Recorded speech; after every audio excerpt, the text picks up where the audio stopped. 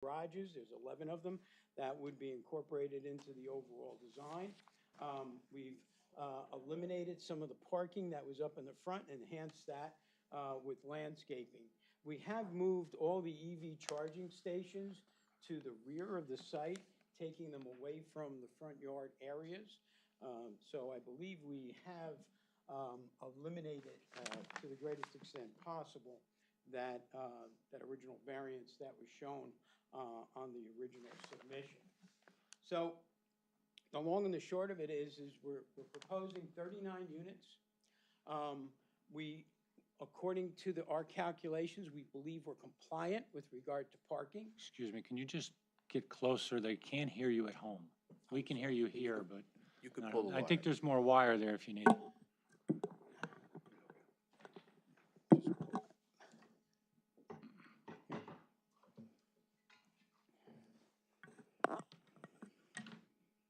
How's that? Better? We'll see. Okay. So as I was saying, that in the overall plan, although we're adding 39 additional units, although we're asking for a building coverage variance, I believe that this is certainly an enhancement to his overall master plan for this particular site. This combination, the symbiotic relationship between these commercial uses, the residential uses, and some recreational uses, I think goes a long way in creating a really special place that people can live, work, and play in. I believe that we have certainly enhanced the site with new landscaping, and we continue to do that on a regular basis. We have improved the stormwater management elements in the earlier plans. As you know, we instituted rain gardens in the front of the existing buildings, and we've gone further now to put in some additional subsurface drainage systems that will not only reduce peak runoff rates, but also provide for some groundwater recharge, which is certainly a positive element with regard to the overall design. We feel that there's more than adequate parking on the site to support this use as well as the existing uses. You do have the ability to park on Kingsbridge Road, although that has not been included in our computations for the provided number of parking spaces, but there is the ability to park about 17 or 18 parking spaces should that need ever occur. So I think these are all positive elements, and I believe that this is certainly an enhancement to this particular site, and I'd be happy to answer any questions. I have two questions, both, I guess, pertain to the parking. Where is the parking located for the new building? Is it in close proximity? Yes. Are all the garages, do they have dedicated garages for the units? There's 11 dedicated garages on the first level. They're located on the west side of the building. And what they do is there's a 24-foot wide access driveway that runs between that building and the parking that faces the adjoining building just further to the east. So you have the ability to park through that area as well as along the rear of the site, the south end of the site. There's a pocket of parking directly to the rear. So there is a variety of parking locations that can be well distributed throughout the And site. the number applied to that site is in proximity, or are we using? Yes, So they're there's all- how many parking requirements for that building, the new building? Just for the new building? The new was building. 47, I believe. The And parking requirement. Can you just for the show new me building is basically, 40 other than the 12 garages, can you show me where the rest of the parking would be? Yes, there's parking all along the south end of the building.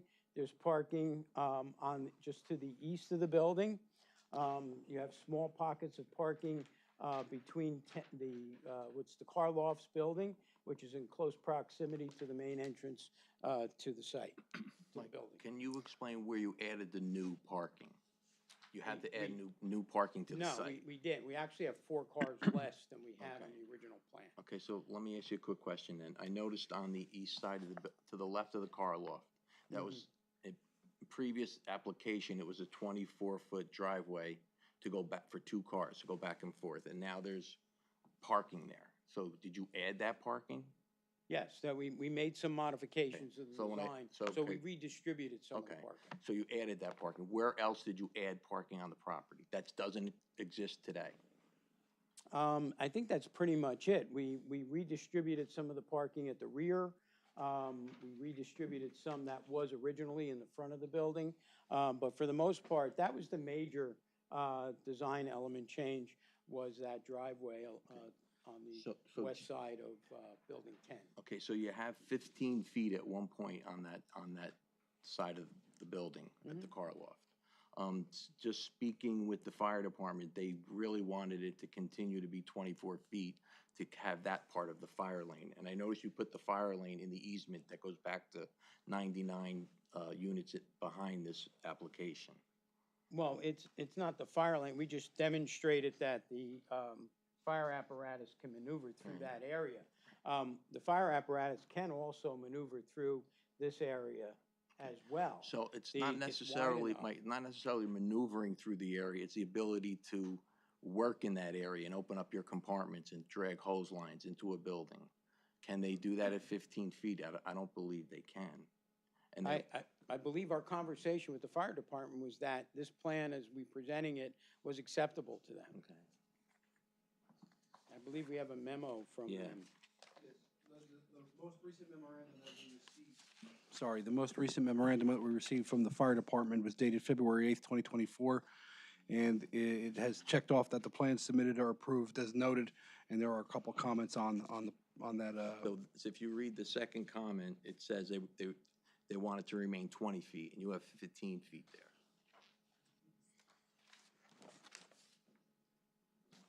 And I believe that the previous traffic expert wanted that to be 2 lanes either way, to easier to remove cars on and off the site, and not make it a one-way, when we previously approved this application at another time.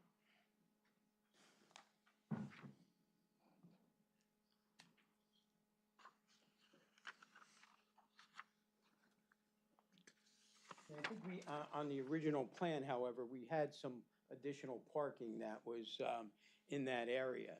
So the design concept of making it one-way was reviewed with the fire department, and they, at the time that they reviewed the plan, it was our impression that they were satisfied with the design. Could you make it 20 feet? It says 15. Not without eliminating some of the parking. Can you eliminate that parking then, to accommodate the fire department, which they suggest in their comments? They want 20 feet along the entire length. Council, is there a letter from the fire department that they, I know that, but that letter requests the 20 feet. Was there any subsequent letter that your expert's testifying to, that they agreed to the plan as is drawn? We're operating under the same letter of February 8th. Okay. Yeah, this is dated February 8, 2024, signed by the chief. The second comment is, current left side driveway, inserted the word fire lane, shall remain 20 feet minimal width unless newly proposed fire lane is approved by the proper boards, as stated in 2015. He cites the code. We could make it 20 feet, however, we will lose some parking. We would lose approximately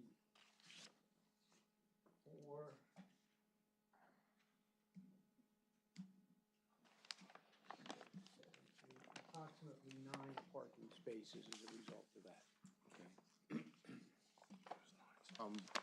Another thing is, when the exotic cars are being dropped off by trailers that are being pulled by pickup trucks, where do they offload the cars on site? They can offload at the rear, they can offload off of Kingsbridge Road.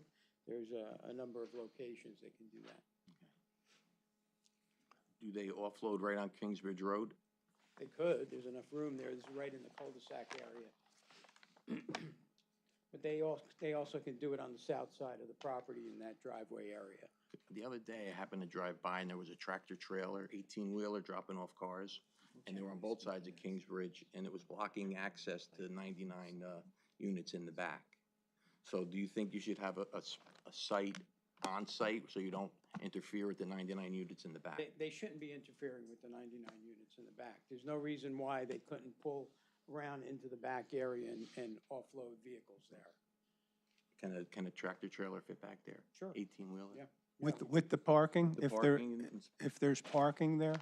Yeah, there's parking there, but you have a 24-foot wide drive aisle here, so the vehicle pulls up, the trailer vehicle could pull up and offload in that area. They're relatively remote parking spots, and I'm sure they could work out that delivery appropriately. How would the tractor trailer leave the site? He could come through the same way as the fire apparatus. He can come through, get through this area and pull right through the access drive from the 99 units. That's assuming it's a 20-foot lane, correct? No, that's even, he can pull through here. There's a depression in here, so it allows for easy access between the two driveways. So he can pull right through here and come out onto Kingsbridge. No, hold on. There's no access there. Right.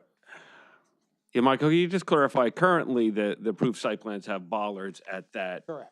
and so now, just for clarity for the board, you're proposing to remove the bollards and it'll just be an open driveway Well, it won't be an open for, driveway. anybody to use, or? No, it's for emergency vehicles only. Okay, will it be controlled with, bollards or anything, or a gate? We have a depressed curb that kind of defines the space. We could put some type of a control device, such as a chain or something across that area. Okay. So that it just for emergency. I'm anticipating the question. So you're coming down from the other apartment complex. Will they be able to pull into there and go behind that driveway in the back, behind the, That's not the intention. not the, But but will if it were an they- emergency and for some reason this area is blocked off, they have an easement to run from Passaic Avenue through to their property, through the back end of our site. So they have an easement to do that under emergency conditions. So what would be there to control it so the traffic doesn't come down out of the site and take a shortcut along the back of the property? It's more well-defined than just an open area. It's got curbing, and it's a little grade transition between the two. It's not something that somebody would do naturally. When you follow the roadway around and the striping that's there, you would tend to stay in your lane and not jump that entrance area at that point. We could put a breakaway chain in that area to keep everyday traffic from using that area. So Mike, in your opinion, we shouldn't have a spot on site for the tractor trailers to unload product into this car lot? There should do it. are spaces along the back. We do have loading areas behind the building. They're not necessarily for tractor trailers, but they were for other types of deliveries. Tractor trailers coming in could drop. They could then use this driveway to come through. There's a number of locations where you have a wide section with a minimal amount of parking along it. So it seems to be a little confusing because I have previous testimony that says the customers would drive their cars to the facility, but only the employees would be able to pull the cars into the facility. So now we have tractor trailers, and we were told in previous testimony that the owners of the cars would drive them to the location. We wouldn't have to worry about tractor trailers. We wouldn't have to worry about cars or trailers being on the street or on the property. But now we have that issue. I did not recall that testimony.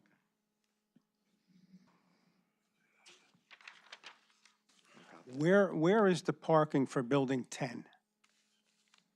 The parking for Building 10 is along the south And- side of the property as well as along the driveway. There's parking spaces. So on it's the the north same, it's side. the same parking basically as the Yeah, new it's building? shared. That's the whole idea. And what are the requirements for Building 10? For Building 10, the required number of spaces for cars is 33 parking spaces is what's required under the code.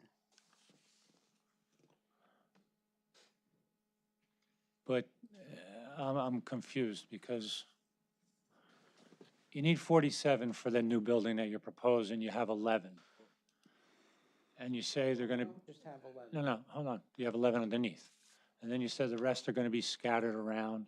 And then the building to the east of that, they're scattered around. And then on site now, we have large pickup trucks, quad cabs with trailers on them that are parked there. We have tractor trailers that are unloading on Kingsbridge Road, and you can't even get through. And then on top of this whole thing, you're telling the parking requirement for 10 is 33 cars, did you say? I did. Okay. And yet you have 0 cars for the second floor of that building, which is a social club. You're calling it an amenity space, but it's not amenity space. It's a social club for the car lofts. So I'm confused as to, number one, where those cars gonna park? And number two, how did it become an amenity space when it's not an amenity space? We are proposing it to be an amenity space in support of the new apartment building. And you're proposing that where, here? Yes. Upstairs of the storage, car storage. Yes, yeah. I believe But that's- doesn't that have to go to a different board to become an amenity space? I believe it does, doesn't it? That's part of the zoning approval that we got for the building 10. Yeah, the car loss was a subject of a use variance, Yeah, just correct. to Correct. clarify that part, you Yeah. know. Yeah, I- And you're looking at changing that.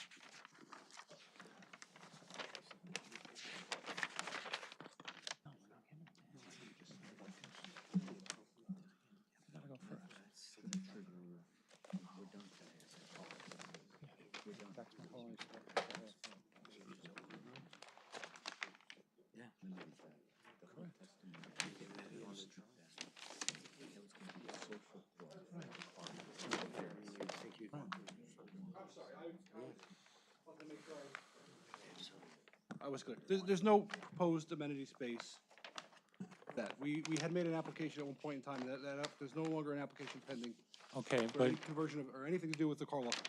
The car loft building, there's nothing, this application has nothing to do with that. okay, but Mr. LaParry, Mr. Lonzafont just said that there's no parking requirement for what they are calling the amenity space, which isn't amenity space, it's being Let me used. correct my testimony. I'm sorry, go Let me ahead. correct my testimony. Go ahead. There, under the code, for when you have an amenity space associated with a residential property, multifamily housing, it's not counted in your parking requirement. That's what I was trying to say. Okay. I had forgotten about the fact that we had eliminated the car loft space from the amenity package that we were originally intending for this building. Okay, So, under the code, including the space on the second level, the mezzanine level, that building requires 32 cars. The new building, the apartment building for the seniors, requires 48. Does that clarify the total number of parking spaces required in that area? I don't know, So because. so in that scenario, you're only counting, so why don't you pull up your chart for the parking calculation? I'll refer to that. So the yellow is a building 10 calculation, correct? Correct. And has, in your submission, you have it as apartment amenity, Yeah, so, this should have been correct. right, so it's not, so what is the use of the mezzanine now, and what parking demand under a code would that generate? And I guess which would have to be what the approved use is for the Right. mezzanine I of the car believe loft. When we got our approvals, they applied a use similar to, such as an office building. So, under the ordinance. So it would be office space then, which would have a parking demand. Office space. I'm just looking for whatever they have, industrial manufacturing, assembly, dental offices, 1 per 250.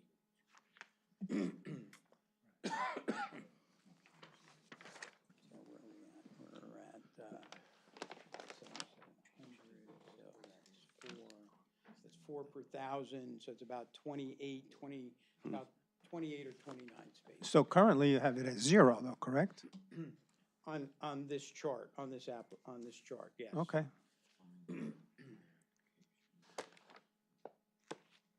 Like the ARC school, you have 0 parking for, and your calculation. For the, The second, number 2, number tenant 2. space, ARC school. No, we had the Stepping Stone School, we had 27. Okay. Because that was based upon the number of teachers and not square footage. So you added that to your calculation? Yes, we had it to Okay. 27. And in conjunction with that school, are those van buses that are in the back part of that school too? Because there's six of them back there. Is that calculated in? No, they were not calculated, they were not indicated as required parking. Okay, is the They're school open? required Is the parking. school open? Yeah. The school's open and active right now? Right. And according to the requirement of the ordinance, it's based upon the number of teachers, which brings us a demand of 27. So what do we do with the vans that are parking there then? See, my fear here is, and you have to understand this, we're talking about doing a senior housing, okay? And we're talking about sharing parking along a 10-acre area. Right. So for argument's sake, I come home from the shop right with my groceries, and right now on any given day that I ride through there, because I did a lot of riding through just to see how it operates, where you're building your building, there's anywhere from 19 to 27 cars every day, and the front of the car lofts, every spot is taken, and there's pickup trucks and trailers parked in non-parking spaces. So I come home with my groceries, and I can offload my groceries by the door, but am I gonna have to take my car and park across the street at number 7? Because it may be that I can't get a spot there? So how about I make a suggestion?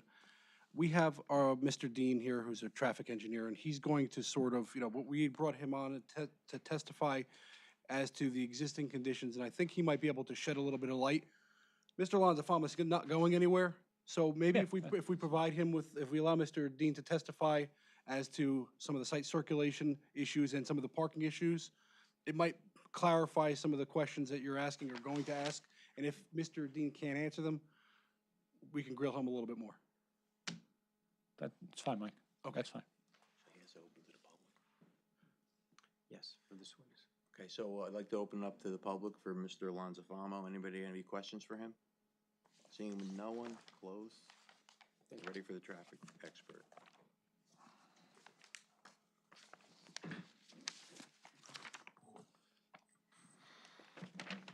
Sir, you want to raise your right hand? Swear affirm testimony you're about to give before the board is true, so help you God. Yes, I do. For the record, can you state and spell your name? Certainly, it's Gary Dean, D-E-A-N. And your testimony will be traffic? Correct. And you're a licensed engineer? Yes, I am. All your licenses are in full force and effect? Yes, You've testified either before this board or other boards in the state of New Jersey. many times, yes. Mr. Chairman, the witness is qualified as an expert and sworn. We accept your Thank you, credentials. Mr. Chairman. Again, for the record, Gary Dean, I'm a principal with Dolan and Dean Consulting Engineers. We're headquartered in Somerville, New Jersey, and we practice exclusively in the area of traffic engineering and municipal consulting for traffic-related matters, and that includes parking. I've proudly served this applicant, property owner, over the past 8 years through the various phases presented to this board and the zoning board, and in that capacity, had occasion to update our traffic study for the subject application for senior housing. And just by way of identification, it's submitted to the board and last revised on November 9th of 2023. I don't believe traffic per se is an issue, but I do want to highlight a few elements. As senior housing, by and large, the residents, future residents, will not be commuting as market housing typically does and arriving and departing during peak hours. Not to say there will be no one, but it's certainly not at the same concentration that people who are regularly working exhibit. And overall, with 39 units, the traffic generation in those commuter peak hours may be as low as 10 trips in an hour or maybe up to 12. So one car coming and going every 5 or 6 minutes, unless you're standing there counting, nobody can tell the difference. It's too small a volume. And so for that, we've looked at traffic operations at Passaic and Kingsbridge, how the light functions, and there will be no change in the characteristics of that operation. Principally, what we've kind of created on this campus is a better balance of traffic flows for the existing Kingsley apartments as those individuals are leaving in the morning and going to work. At the same time, we then have a balance of employees coming into the center, and then we have the reverse at night. So instead of the traffic as it historically had been, which is everyone coming in the morning, by and large, everyone leaving at once, it's now a better balance of traffic. The senior housing fits somewhere in between. You know, there may be people that leave in the middle of the day for errands, to visit friends, for appointments and such. So they tend to avoid going out at rush hour. However, because there are more seniors, there would be a parking demand during the day. And of course, with the market rate units, the non-age restricted, should I say, you know, as those individuals leave to go to work in the day, that creates a vacuum, a void in the parking that can be used, or the technical term is shared, by the office and other employees of the tenants within the center. The senior housing could overlap, right? We may have more people there during the middle of the business day, so not quite as shared. So what we did, we flew a drone over the site for the entire day. We just chose a random day. It was in October. Schools were in session, fine weather, not a national holiday, as typical a business day as possible. And we flew and looked at parking in half-an-hour increments from 9 to 5.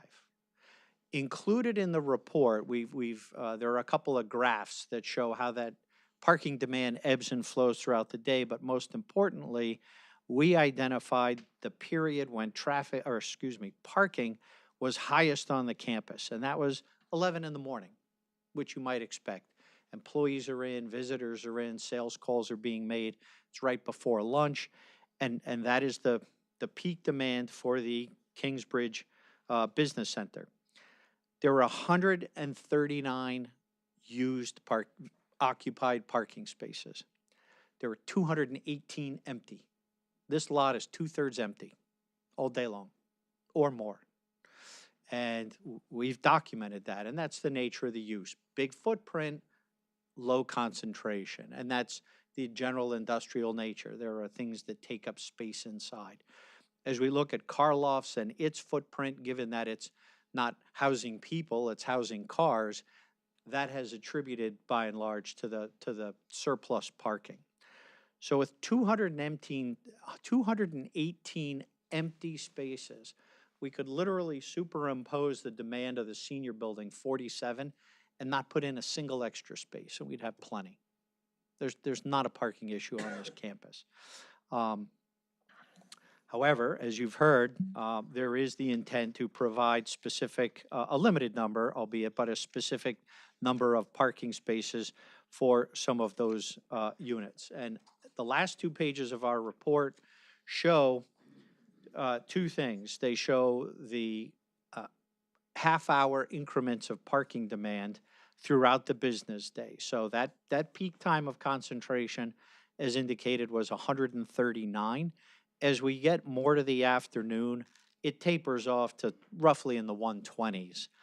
So it's fairly consistent throughout the day. And we did confirm with the applicant that every space is leased, every apartment is leased, so there's no need to refine for any vacancies within the center. Whoever's there is there.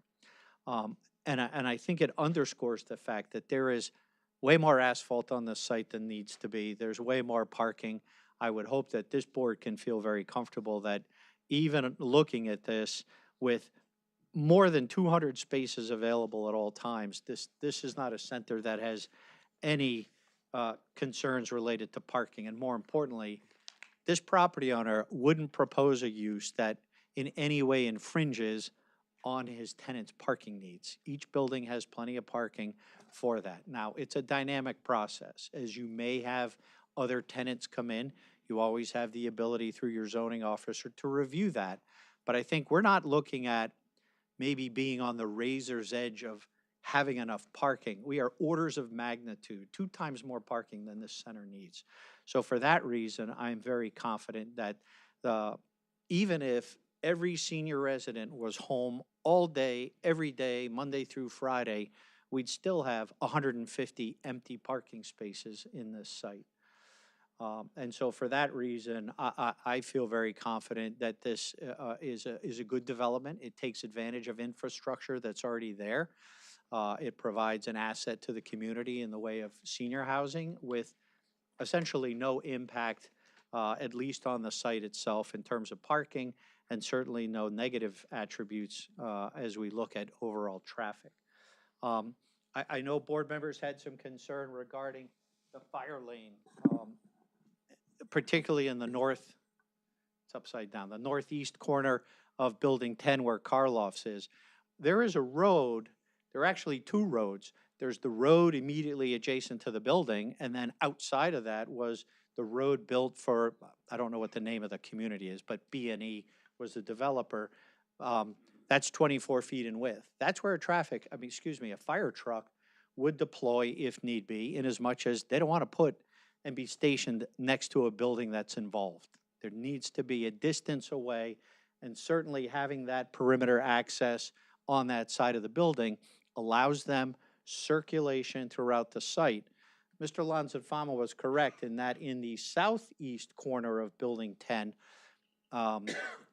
it was approved to have a depressed curb area with removable bollards. At least that's what's indicated on the plan.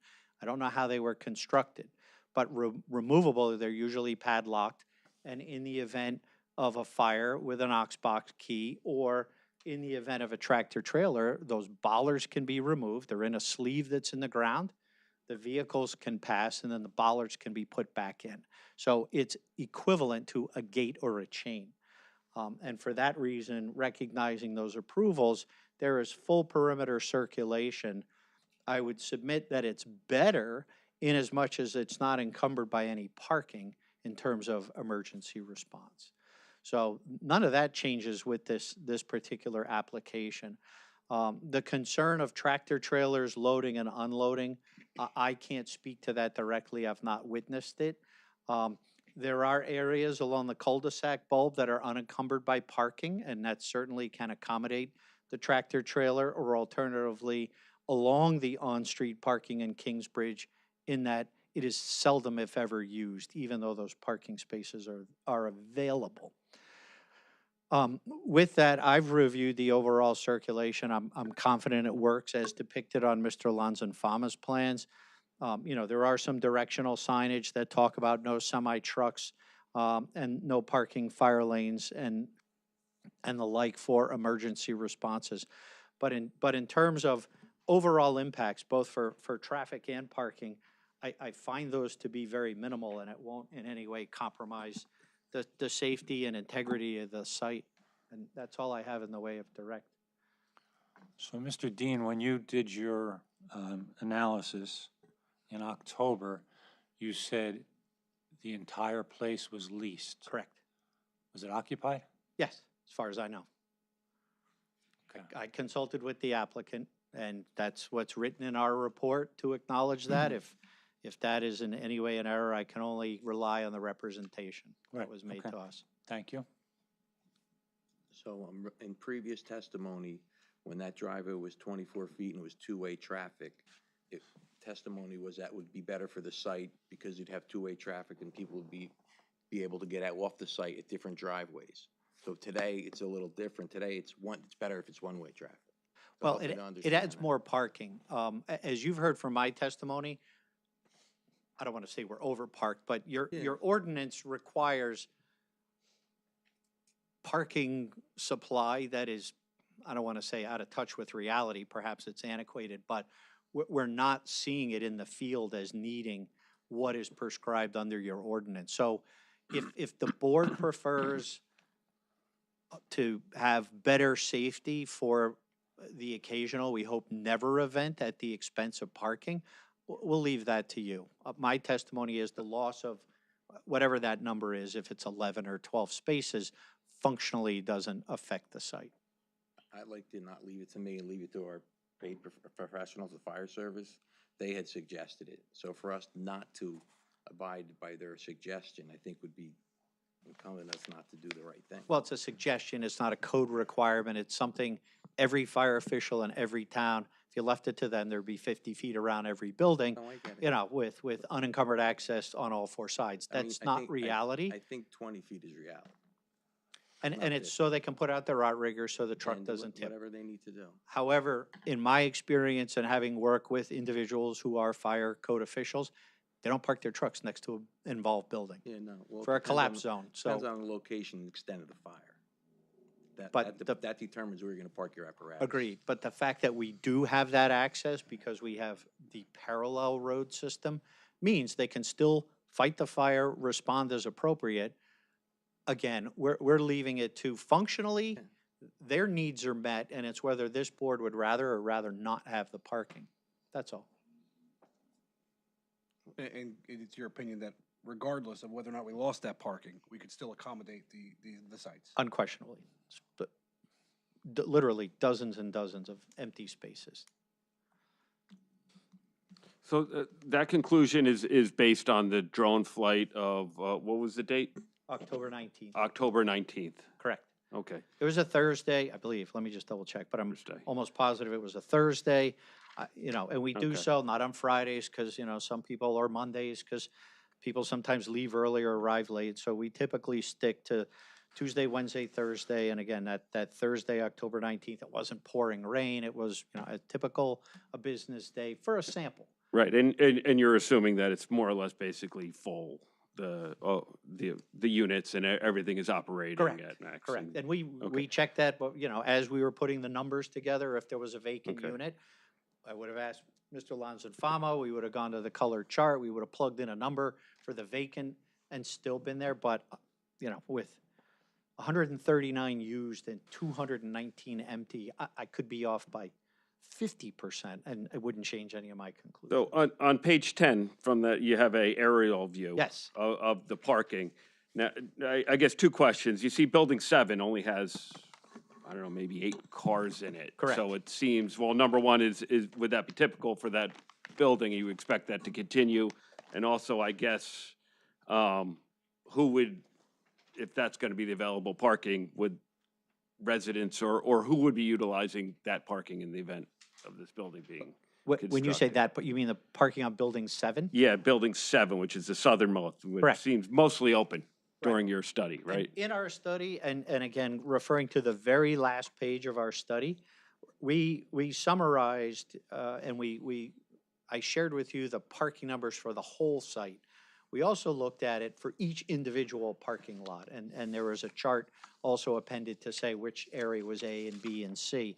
What I'm trying to do is figure out which one was building 7, Mr. Burry. Oh, there it is. So building 7 is, It's the southernmost I know, one. but I'm just seeing how we coded it. And unfortunately, I only brought my black and Sorry, white Northern. photo. Yeah, it's the third to the last page in our report, but I don't know what it is. To answer your question, by and large, you know, as you start to look at a campus such as this, particularly with residential housing, people like to park closest to their unit, business tenants like to park closest to their unit, park, et cetera. So the fact that building 7 has a few extra spaces, it might mean one of the tenants, if the senior building is occupying a little bit more parking, one of those tenants who normally might park in those areas walks across the street. But it's within 100 feet of their building, so it's not, you know, we've all been to malls and we park a lot further away sometimes. But that's all I can offer in that way of explanation. And there's no crosswalk, and I guess would it make sense No. for the pedestrian safety if they are going to be crossing regularly? Crosswalks are helpful where there's a demonstrated need at intersections and high-volume locations. Like all of us on our residential street, if we want to go talk to our neighbor, we walk across the street. We look both ways. We don't need a crosswalk. So it's difficult with private driveways to suggest where a crosswalk might make sense until we know whether people will start walking. But if it's something, Mr. Burry, if you want to reserve judgment on, I have Sure. no doubt that the applicant would stripe a crosswalk tomorrow, if there was a desire or need for that. It raises a little awareness, but again, I like to have solutions to problems if they happen, not implement them for no reason. So it's certainly available as a remedy. But also on the same token, if a senior has to park across the street and has to cross that street, he has to walk in the street and then he's got to walk down the street to get to a driveway to walk in because there are no sidewalks on the other side. Correct. So now we have people actually walking in the street too. It just, I don't know, it just flies in the face of logic, maybe, I don't know. I don't know why somebody would cross there and not stay on the crosswalk on their side of Kingsbridge. No, to get to the parking space. Let's say they had a park in building, was it 7 across the street? So if they had a park in 7, they got to cross the road, right? So now they either walk across a lawn to get to the parking lot, or they have to walk all the way down to one end where the driveway is, or walk all the way up to the other end where the driveway is. We do have, I don't, I'm just, we do have proposed sidewalks around the cul-de-sac that would lead you to that area from across the street. It's not striped for our plan, but we do have proposed sidewalks is there sidewalks there? along the cul-de-sac.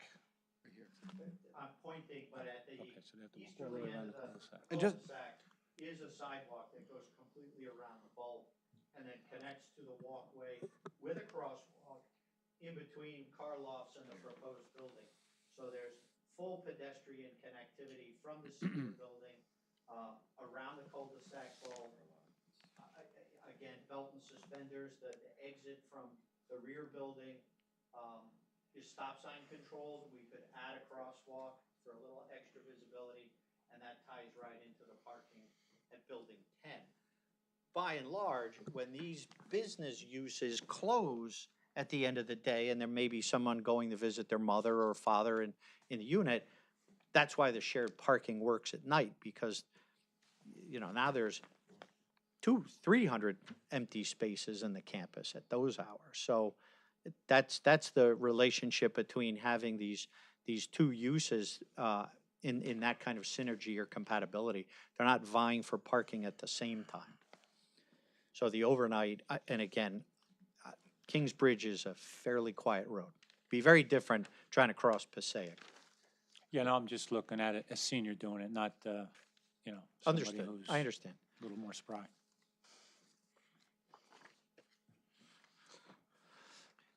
Thank you all for your time. I have one. Oh, I'm sorry. With regard to the leases for the commercial spaces, do you know if those leases contain parking spaces for those? I don't have that information or knowledge. And you say there's an abundance of parking spaces, but that's not by ordinance. Correct. That's Okay. by real life.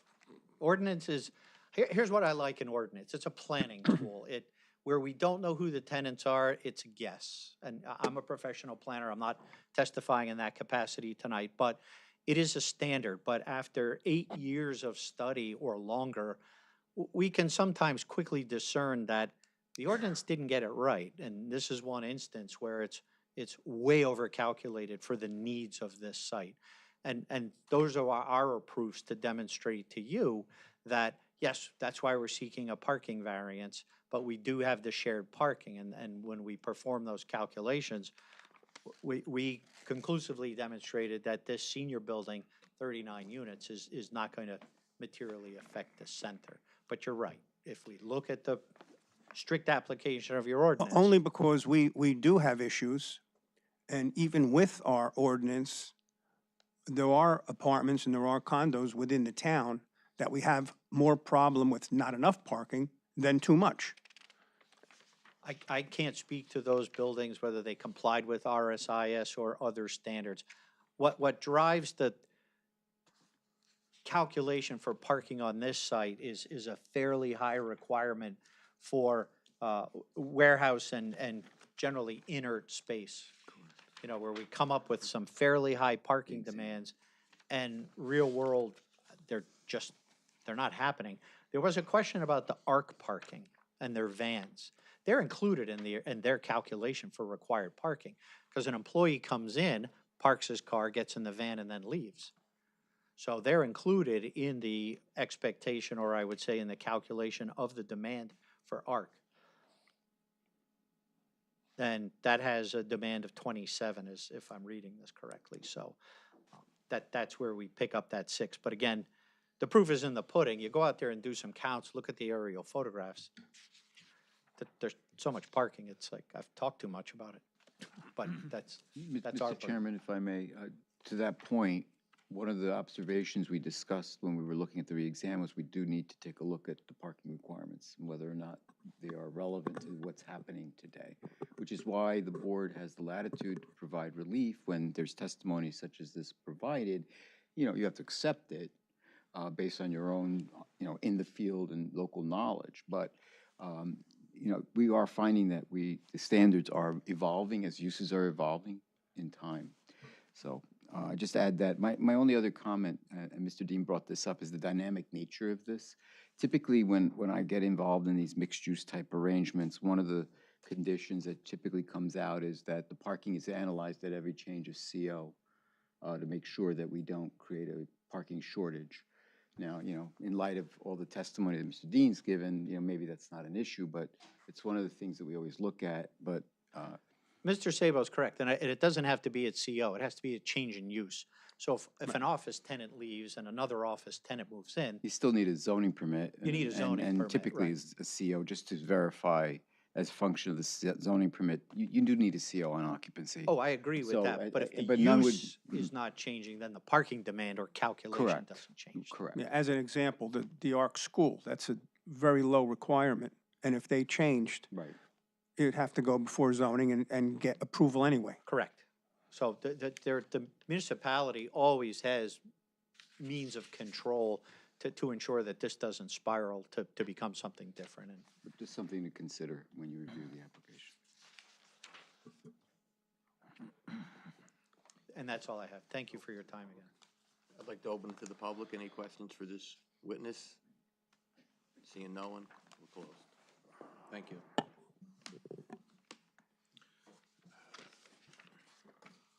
So thank you. My next witness is Matthew Jarmel, an architect with Jarmel Keisel Architects and Engineers.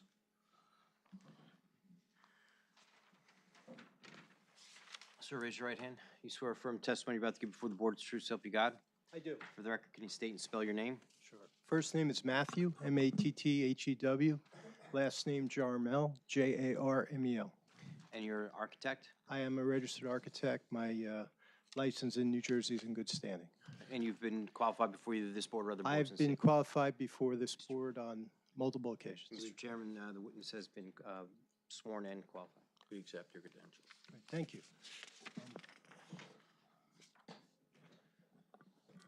So all the drawings I have tonight were submitted, and you should have before you. So I'll work off of them, and I don't believe I need to mark them as an exhibit, but I can if you like. No, as long as these are the submitted drawings. So the first drawing is entitled cover sheet, but it's SD001, and it's dated December 14th, 2023. And it's just basically a perspective of the proposed building. I believe you're all very familiar with the site. This is the third apartment building going up at the facility or at this property. The other two designed by my firm. As you can see, the other two have very similar architectural styles and details and materials. This will be the same. You know, a couple of things I want to point out on this elevation is, and I think this came up concern of the fire department, is the bay windows that we have on the, what we'll call the western elevation of the building. They were concerned that perhaps a fire truck or a tall truck wouldn't be able to go beneath them. We thought they could, but we removed them at the second floor just the same. Similar to the other buildings, the residential uses are on the upper 3 stories. It's a 4-story building. The lower level is parking, and in this case, as you've heard previous testimony by Mr. Lanza-Farma, has 11 garages as well, which is an added amenity to tenants in the building.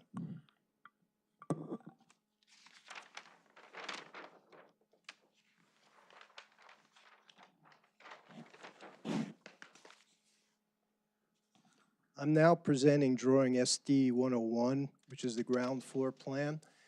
Similar date, 12/14/23, and this is the first floor of the building. And actually, I apologize, I misspoke when I said there was parking underneath. There is no parking other than the garages, so it's not open parking like you see in the other 2 buildings.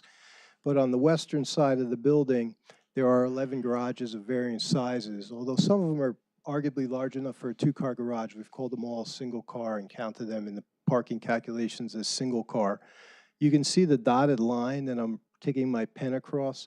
That represents that bay window that starts not at the second floor, but at the 3rd floor. The straight line is where the second floor would be. So it kind of does project a little bit out over the area. This floor, although it's the 1st floor, is the smallest in area because the upper floors project out over it slightly, and it's 9,395 square feet in area.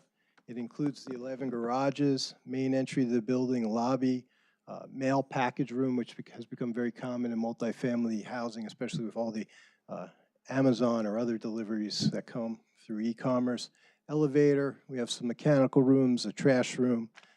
The owner has a maintenance garage that they're using for storage of things like lawnmowers and other equipment that they service the site with. And there's a driveway that comes underneath the building to access the car lofts building. So it actually screens the entry to the car lofts. There are 2 stairs and 1 centralized corridor. When we move to the 2nd level, which we call 1st floor because we call the lower level ground, this floor area is 12,237 square feet in area, and it is includes 13 apartment units. And every floor stacks vertically. So what I'm about to say in terms of units counts for this floor goes for all floors. So there are four studios, 3 1-bedrooms, 3 1-bedrooms with dens, 2 2-bedrooms with dens, and 1 1-bedroom. I'm sorry, 1 2-bedroom for a total of 13 units. And each floor does that in a similar fashion. The studios are approximately 566 square feet in area. The 1-bedrooms are 750 square feet in area. The 1-bedrooms with dens vary depending on where they are in the building from about 840 to 925 square feet. The 2-bedrooms with dens is about 1,200 square feet, 1,222 square feet, and the 2-bedroom is 1,112 square feet in area. So they're all very, well, I'll say nice size units, very, very marketable. Again, I'll point out that on the western side, no bay windows on this floor. But when we go to the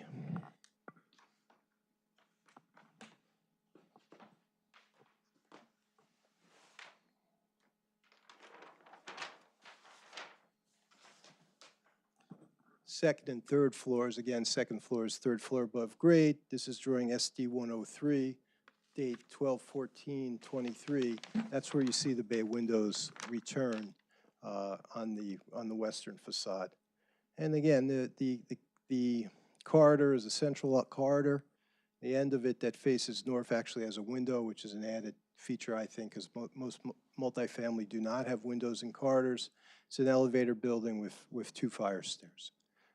Building be sprinklered, comply with building codes, and it's, of course, the developer will comply with your affordable housing requirements. The 3rd floor or the 4th level of the building is essentially identical to the floor below it, and that's drawing SD 104. We have a flat roof, SD 105. It's designed to drain, overflow drainage, parapets. I might add that similar to the other buildings, the mechanical units are in the actual apartments, which each unit has its own meters and its own HVAC unit as well. And essentially completes my testimony. I'd be pleased to take any questions the board has of me. Any questions? The possibility of taking a one-bedroom with a den and making it a two-bedroom, what are the chances? Well, there's no doors on them, and there's no closets in them, so it makes it somewhat awkward to use as a bedroom. You know, it would presumably our client or my client would have it in his lease that restricts it from being used as a bedroom. And that would obviously be the same with anything with a den, any. That is correct. Yeah. You have some sites, some rooms are designated. Yes, but those are, and you're correct, yeah, but they're internal, so you can't have, I mean, you could have an internal room as a bedroom, but under the housing rules, it would have to have some sort of specialized ventilation and lighting, which we're not proposing. Okay, so it's not designed as. It's not designed as a bedroom. You'll notice it has no closet. It's also quite small. Does it then have an egress window as? it could be a So bedroom? this type of building, because it's R2, which is multifamily, and because it has fire stairs and fire-rated corridors, do not need egress windows like a home would. Anybody else? What was the purpose of designating offices with doors? I'm just trying to get, why not a den like everybody else? Well, I mean, it's just an option, and candidly, it's like semantics with the wording. A lot of people work from home now, and you know sometimes if you have two people living in a unit, you want to close the door so you're not disturbed. Yeah. Yeah.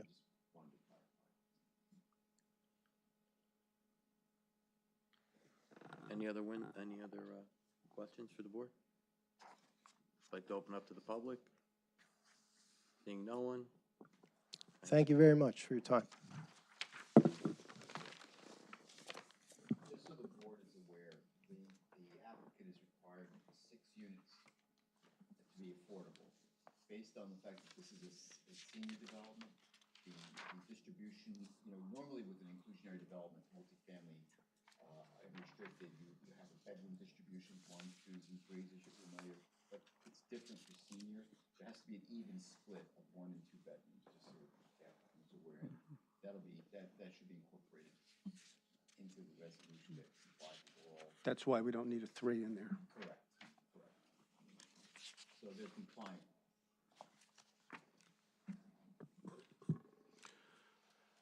My next witness is Richard Redding from Richard B. Redding and Associates.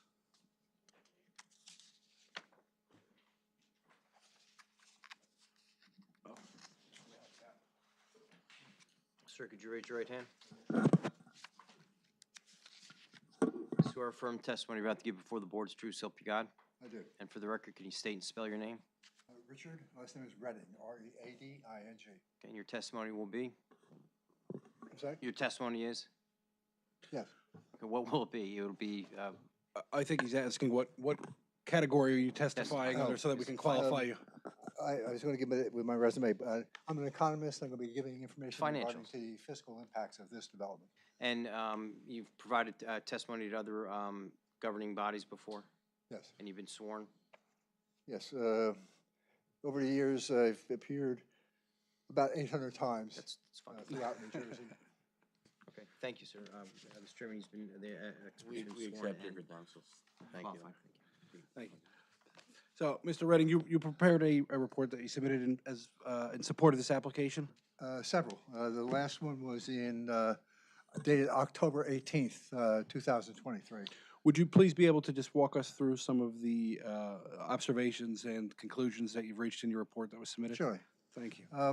What we prepared is typically known as a fiscal impact analysis. It's an input-output model.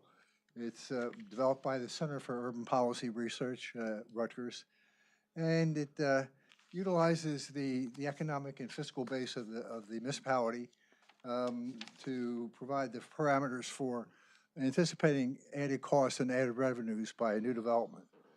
The development, as you've heard here, is a age-restricted development consisting of a total of 39 residential units, of which 6 would be affordable housing units. The age-restricted units are comprised of 12 efficiency units, 12 one-bedroom units, and 9 two-bedroom units.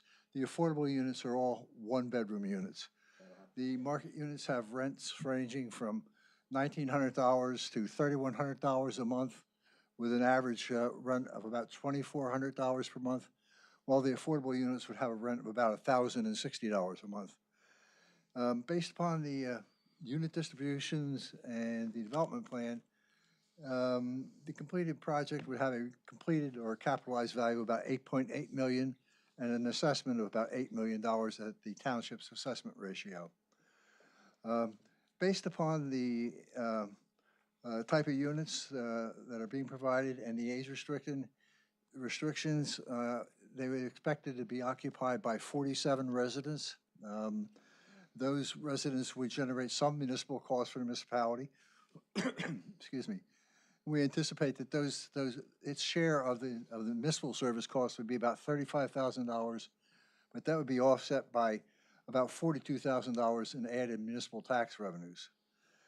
Due to the age-restricted nature of the development, no public school children would be generated for the Fairfield Township School District or the West Essex Regional School District. Nevertheless, because of the assessment, added revenues would be generated for those two school districts, $31,000 for the local school district and $47,000 for the regional school district. So overall, the development would generate about $161,000 in annual tax revenues, which would offset the allocated cost of about $53,000, which includes the county service costs. The yield of revenue surplus of about $108,000. The project would add to the tax revenues that have been generated by this, by the Kingsbridge Office Park. In 2018, the tax revenues from the office park amounted to $159,000. And last year, 2003, they had increased to $565,000. With the additional $161,000 generated by this project, the completed office park would have revenues that would increase to about $726,000 a year. I think that's all we have for Mr. Redding. I just want to clarify one item, and that was brought up by the planner as well, that this is it's going to be 2 units designated single and 2 single and den and 2 bedroom. It's 5 bedroom, 3 1-bedroom. Okay. And 3 2-bedroom. Okay, 3 and 2. As far as the affordable housing. Yes, that's the affordable component. Now, the affordable housing units are all one-bedroom units. No, they're, No, it's a couple two-bedrooms. There are no 3 bedrooms. Pardon me? There are no 3 bedrooms with C. No. So there's going to be 3 singles and then 3 doubles. That's my understanding. Not, well, it was my understanding that the affordable units would all be one-bedroom units, We will need to adjust that pursuant to the ordinance. which is permitted by COA regulations. The settlement agreement says otherwise. Okay? Would the change, if we were to, would there be a drastic change in the numbers if we were to? No, Modify. no, the occupancies would still be the same. And the pricing could possibly, if they were 2-bedroom units, could possibly be a little bit higher and generate some additional revenues. But my contemplation was that the affordable units would all be 1-bedroom units. Right. And again, if there was some change, you're substantially similar, your analysis of substantially similar, even if there were to make some changes with regard Would to. not change the bottom lines. calculation. Any questions from the board? So in your opinion, there would be no children on site at all in the 2-bedroom unit? someone 55 could have a child in school, correct? I think Ms. Cafone might be able to testify as. I'm sure, Yeah, yeah. no. I misread the ordinance, I apologize, you're right. If you look at section 4574A.8 of the ordinance, number 6, the affordable developments that are age restricted shall be structured such that the number of bedrooms shall equal the number of age restricted low moderate income units within an inclusionary development. Standard may be met by having all one bedrooms or having a 2-bedroom unit for each efficiency. I thought there was an even split, so. But Under the UHAC requirements, the number of bedrooms must be equal to the number of units, which is 1 unit, 1 bedroom. the settlement agreements have been evolving with fair share, you know. I'm sorry? For example, the mandatory set aside is now 20%. Yeah. To negotiate going forward. So there have been changes, there were some nuances to the Fairfield housing settlement, so Yeah. I think we settled it. Yeah, I think we're all on the same page. We're all on the same, we're good, we're good. we're good. Apologize. That's okay, thank you. And Anybody Ms. from the, again, Ms. anybody from the public Okay. would like to talk to this witness? Seeing no one, we're ready for your next witness. Thank you. My final witness is Christine Nazara-Cafone with Cafone Consulting Group. She's a professional planner. Hi, good evening. Raise your right hand. You swear firm testimony about to give before the board is true self you got? Yes, I do. For the record, you state and spell your name. Sure, it's Christine with a C-H, R-I-S-T-I-N-E, Nazaro, N-A-Z-Z-A-R-O, Cafone, C-O-F-O-N-E.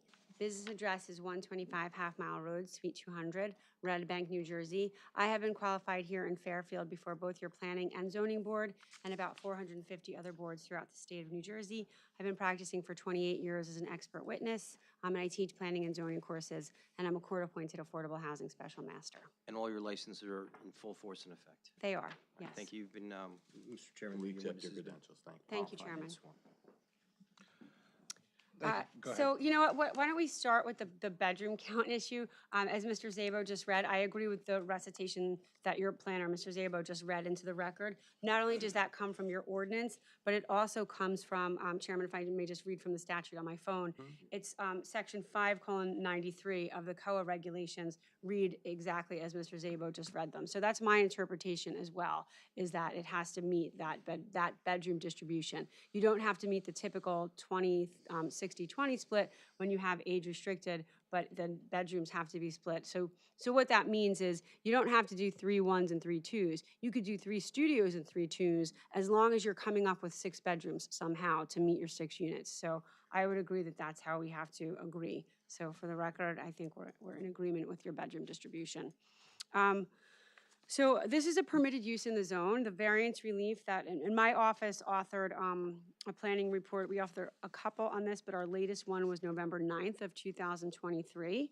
This subject property is in an LI zone, which has an RZO overlay, which requires affordable housing at a 15% set aside. So this is what we call as planners an inclusionary site. And all that means as an inclusionary site is that the affordable housing will be built on site. So this is an affordable housing site. It was referenced in your master plan. It was recognized in your ordinances. It was recognized in your settlement agreement. So clearly the use contemplated is approvable and permissible. It's a permitted use in the zone. We're seeking just a few bulk variances. They were identified by both our site engineer and in some, Mr. Dean identified some as well. But the lion's share of them have been granted in one form or another and exist on the property today. My report identifies 5 of them. Impervious coverage, we identify that as not changing because it really should have been, it's not exacerbating because we're actually improving that condition, as Mr. Lanzafana said, by about a little under 300 square feet. The maximum distance to the parking area of 0 feet in lieu of the 10 required is an existing condition. The perimeter buffer of 5 feet versus 15 feet, also an existing condition. The monument sign setback, 1 in lieu of the 15, also an existing condition. The one variance, the building coverage was previously approved at 30.23. We are increasing that up to 32.83. Where the ordinance requires a maximum of 25, but certainly, in my opinion, approvable as the overall coverage is going down, and we're certainly not having any adverse drainage impacts. The last variance that we need is for the provision of parking. I know both Mr. Lanzafana and Mr. Dean testified to that. So in your most conservative approach, if you interpret that we need it, it's my opinion that we don't need it because there was a variance previously granted, and it's my opinion that variances run with the land.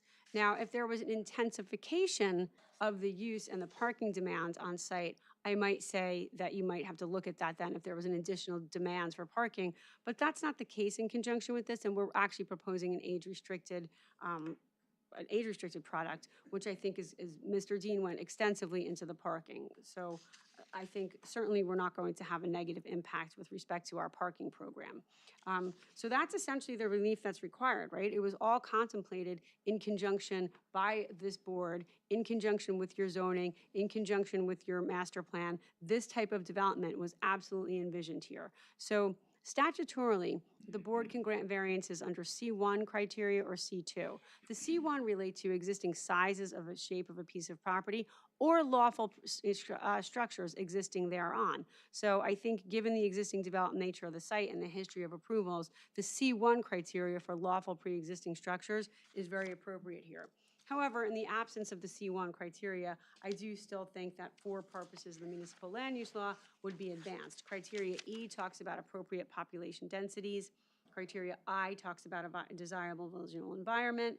Criteria G of the land use law talks about sufficient space in appropriate locations for a variety of uses. And criteria M talks about an efficient use of the land. So, and then those purposes, again, are not unique to Fairfield. I didn't make them up in my 28 years of practicing. They come right out of the land use law at 40:55D-2. E, appropriate population densities, is because we are not violating the density envisioned by the zone for this area. Criteria I is a desirable visual environment. I think it's an attractive building.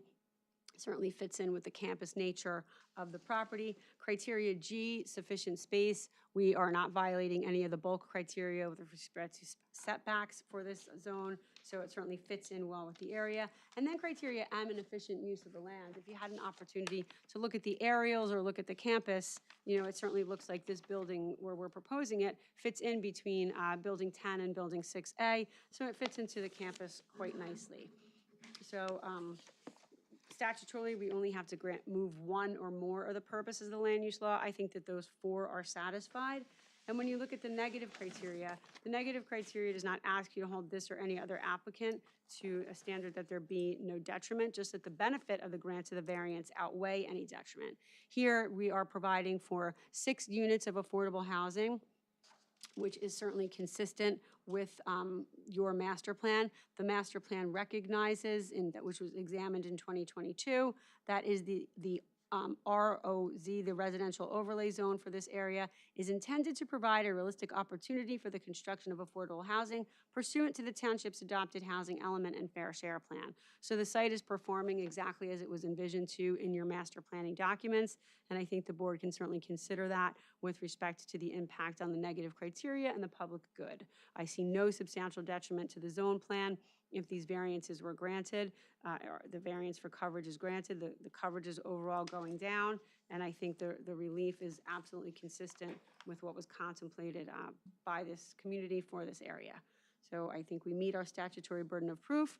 Mr. Redding gave you some great statistics on how we will not be creating a financial drain on the municipality, although we cannot be resting our decisions on financial implications, particularly in inclusionary projects. The board can certainly consider that and take notice of it while not resting your decision on it. I have nothing further on direct. I'm happy to answer any questions. Do you see any children being in this complex? It's age restricted. No, I don't. So we're thinking 0? You're saying 0? 0? Yeah, 0, yeah. It's And- age restricted. And, yeah, I know. And you feel that creating the unit that requires 41 more parking spaces won't exacerbate it at all? Won't The exacerbate. parking situation? we're proposing 39 units, so I don't think that it's going to create an adverse parking demand. Mr. Dean went through extensive testimony, and your ordinance, first of all, and Mr. Zabo said this, so I didn't want to regurgitate his testimony, but your master plan actually does also talk about looking at your parking demands and becoming more, your parking requirements and becoming more flexible. So I think it would not be unusual. Right now, your ordinance does encourage and it looks at mixed-use parking. So, you know, you heard from our traffic engineer who actually went out and counted the demands associated and looked at each of the uses on site, how they're performing with respect to parking. He visited the subject property, and we just don't anticipate in any way, shape, or form that the proposed age-restricted units are going to create a deleterious situation with respect to parking.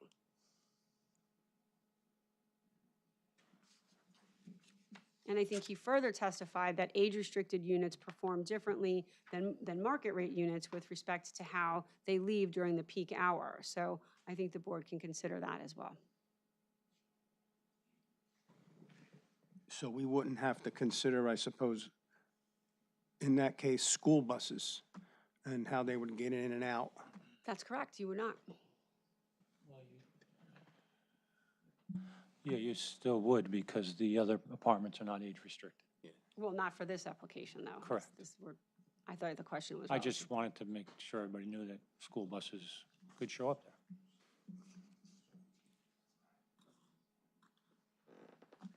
Any other questions for this witness?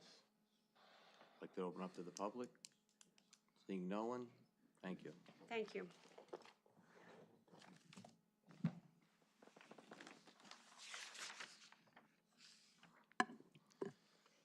I have no further witnesses.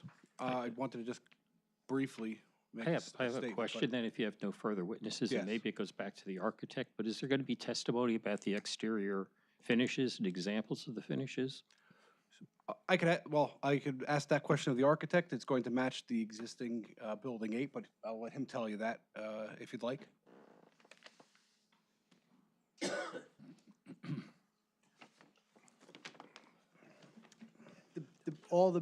The two existing residential buildings utilize the same finishes. This building will match those buildings in color, style, and material.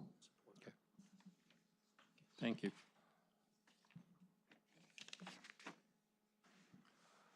No more witnesses? No more witnesses. Okay, so I just have a few concerns. I'm still concerned with the parking at the lofts because it's not an amenity space upstairs. It's a social club. It gets rented out for parties. I don't know where these people are going to park that are coming to this. It's not being portrayed for what it's being used. The second problem I have is Mr. Dean gave a very thorough report. However, I'm not sure that when he did his report that these buildings were occupied. I don't even know if there was a building permit for the school at that point in October. So I'm a little concerned about that. So in my opinion, and to make sure that we don't make a mistake here with parking, I think we should hire a traffic expert to take a look at this. Because again, I don't even know how we go forward with this thing, calling that amenity space, because it's not amenity space. Don't we have to go to a board to, because it was put in as a car loft with a club, and the members of the club could use it, and then all of a sudden, if I wanted my birthday there, I could pay a fee for a membership, and I could have my birthday. I don't know where we're at. I'm concerned about the parking. I understand. That, the car lofts, and I understand your concern a little bit. I understand why you're raising it. There's no change to the car lofts. This application has nothing to do with car lofts. Anybody who's using that, we're talking about, we've had our testify, or our professionals testify that the existing site, which includes everything you're saying, which was already approved by either this board or the other board,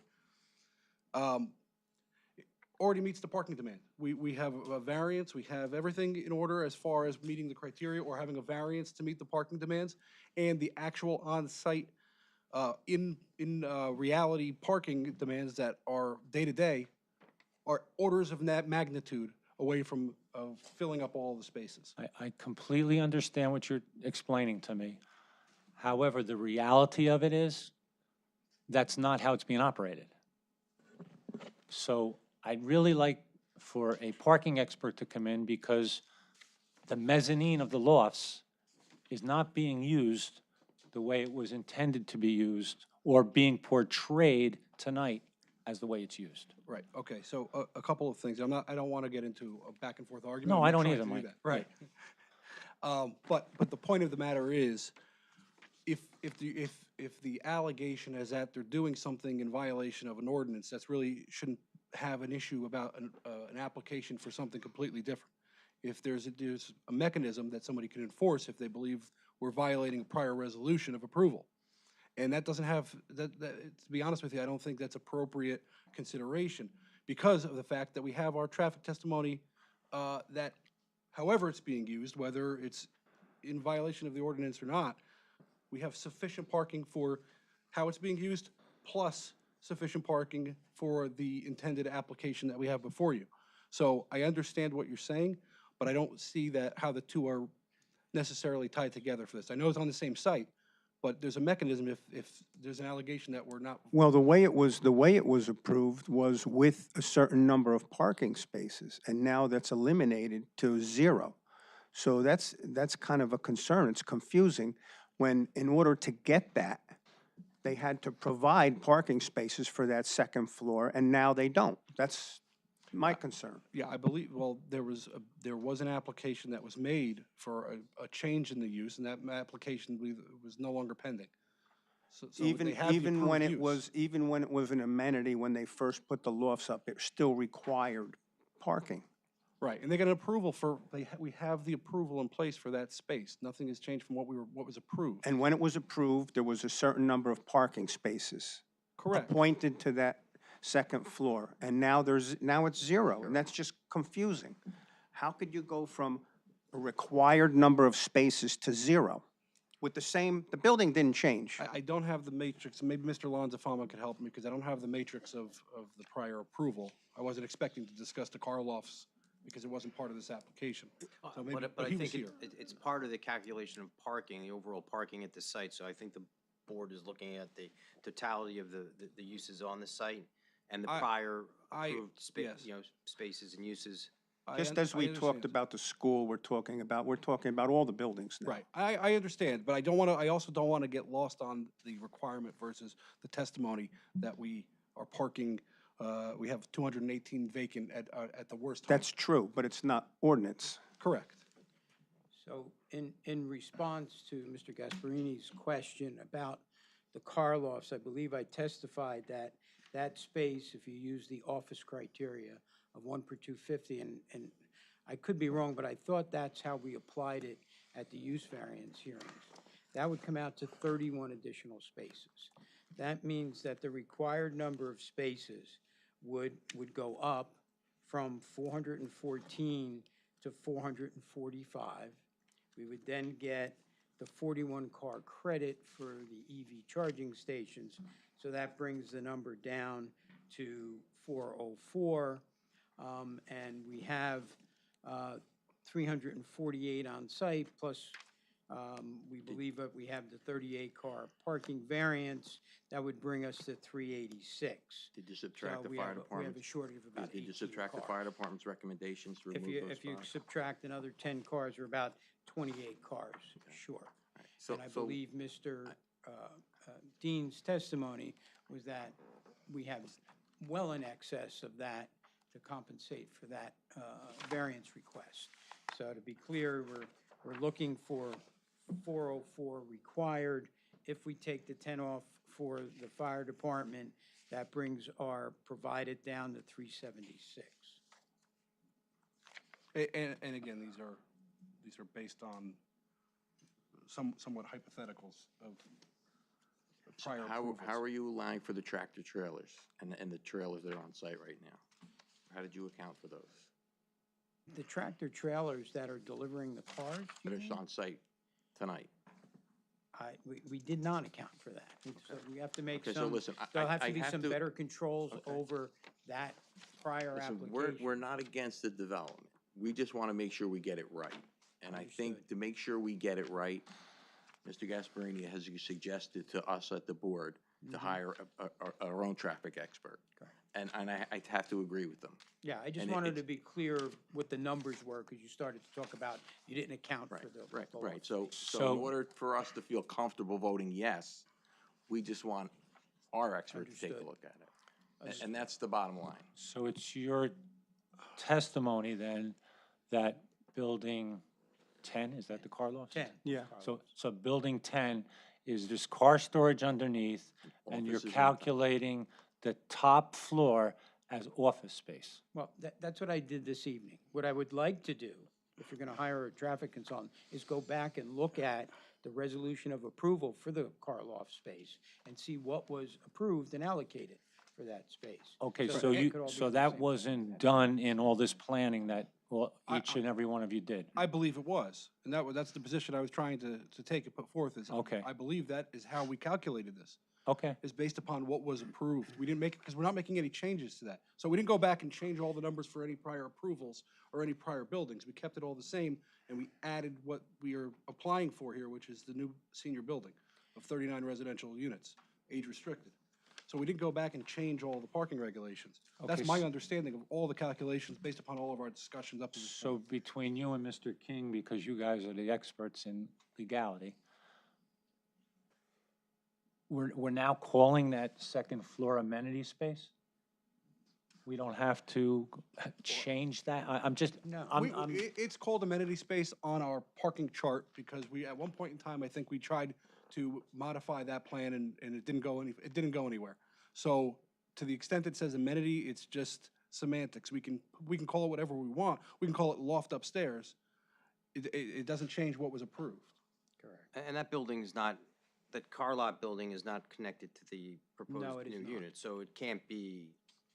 but is No, it, it's is not a it being connected used by the tenants, or what is it being used for? I don't know the exact, I know the car lofts tenants are using it. You want to Hold on, swear? hold on. We need You to wanna s- swear him in You first. want to swear? Yeah, he can clarify exactly what it's being used for. Sir, raise your right hand. You swear firm testimony about to give before the board is true self you got? Yes. And for the record, can you state and spell your name? Brian, Brian, Tremator, Trematoire. You're sworn as a fact witness with regard to operations at the site. You're the owner of the property and the site. I'm the owner.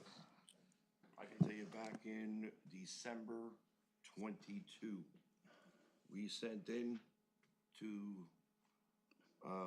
the board, I know Mr. Steve Berry got a copy of it, to the Board of Adjustment to take the social club and make it an amenity space. That was sent in a year and a half ago. I'm sure everybody knows about this. If you don't know about it, I know you know about it, Mr. Berry. And So Mr. who, Gasparini, the you know amenity about it. space is that for the car, the, Correct. So upstairs, okay, we got approved for a social club. With the apartments now, okay, in the amenity space, I can show you all the leases, I can bring you 100 leases, the next time I can show them to you. Everyone has a key fob, and that is now amenity space. So, it's not a social club. If you're not a tenant, you're not allowed there, and that's what it is. And I can show you all the documentation for whatever you want. If there's a party there, that party is for a tenant. You have to be a paying tenant of Kingsbridge. And that's exactly what we talked about, I think a year and a half ago, when Mr. Catanaro was still around as the business administrator. We wrote up a whole list. It was sent into the town and said, here's what we're gonna do now. I want it as amenity space. And that's how it's been operating as amenity space. I can testify to that. I can show you the leases and you can walk through it. Matter of fact, I was accused a month ago that I finished out my space and Mr. Phil Sheff had to come and look at the spaces and there's 2 inches of dust it's still in that space, and he walked in, he goes, yeah, you're right, you haven't done anything. So, that's that issue. Now, ARC, relative to the vans, Let's go back to the issue we're talking about. Did you make an application to change that to amenity space? well, yes, I did, You did? Steve, you have an application for that? 100%. December 22nd, 22, it was sent to the Board of Adjustment saying to take that space and to put it back, I do not need a variance, it's going to. But you amenity didn't go space. before the board to get to have that change made. From what I'm told by my attorneys, okay, and I'm far from an attorney, okay, you need a variance for relief. It's amenity space, it's a permitted. So no one told you you had to go before the board to get that change? No. We sent it in December 2022, just to put it on record, and you sent it in. Mr. Steve Berry got a copy of it, and they said, when you're going from a relief back to an approved use, you don't need anything. And it was never put on the Board of Adjustment, and they got a 65-page application to the board, certified mail. You know that, Mr. Berry. I do know that you sent a letter regarding this, which was forwarded to the attorney, because as the engineer and the board secretary, it wasn't my purview, it was a legal question. But you're saying that you applied to the Board of Adjustment to have that change, because The letter's right they, in there. okay, but you made an application, like a development application, or an application to amend the prior approval to We make just- that change? I mean, Yes. It was a 65-page document that the letter was addressed to say, here's what we're doing, here's all the prior applications.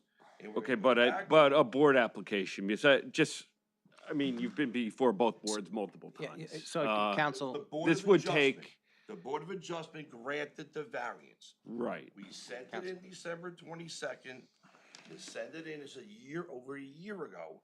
It said, we no longer want the variance, it's gonna be amenity space. And that was sent certified mail, and everybody got it.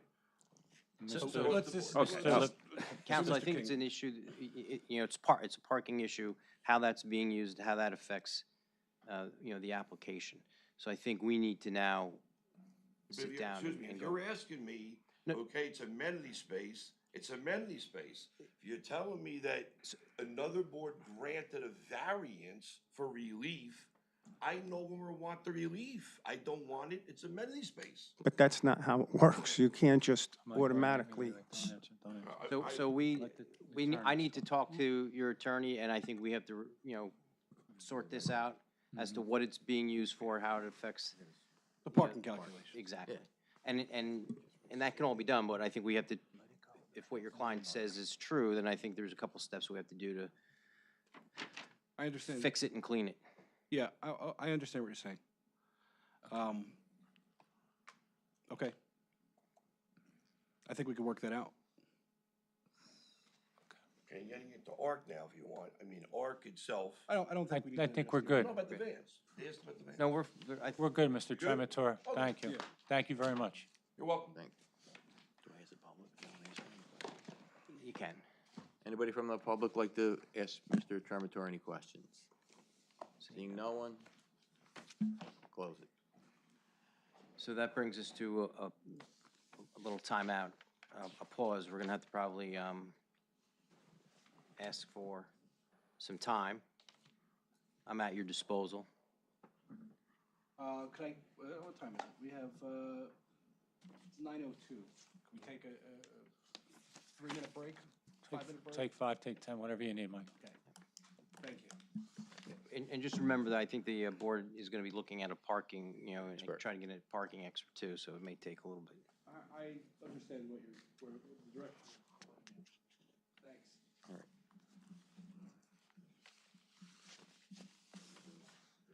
Yeah, take it, you can, make a motion to, Could I have a motion, to take a 10-minute recess?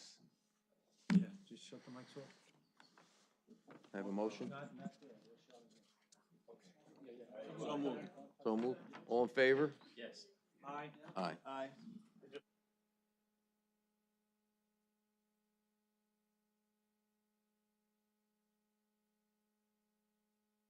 Sure your mics are off.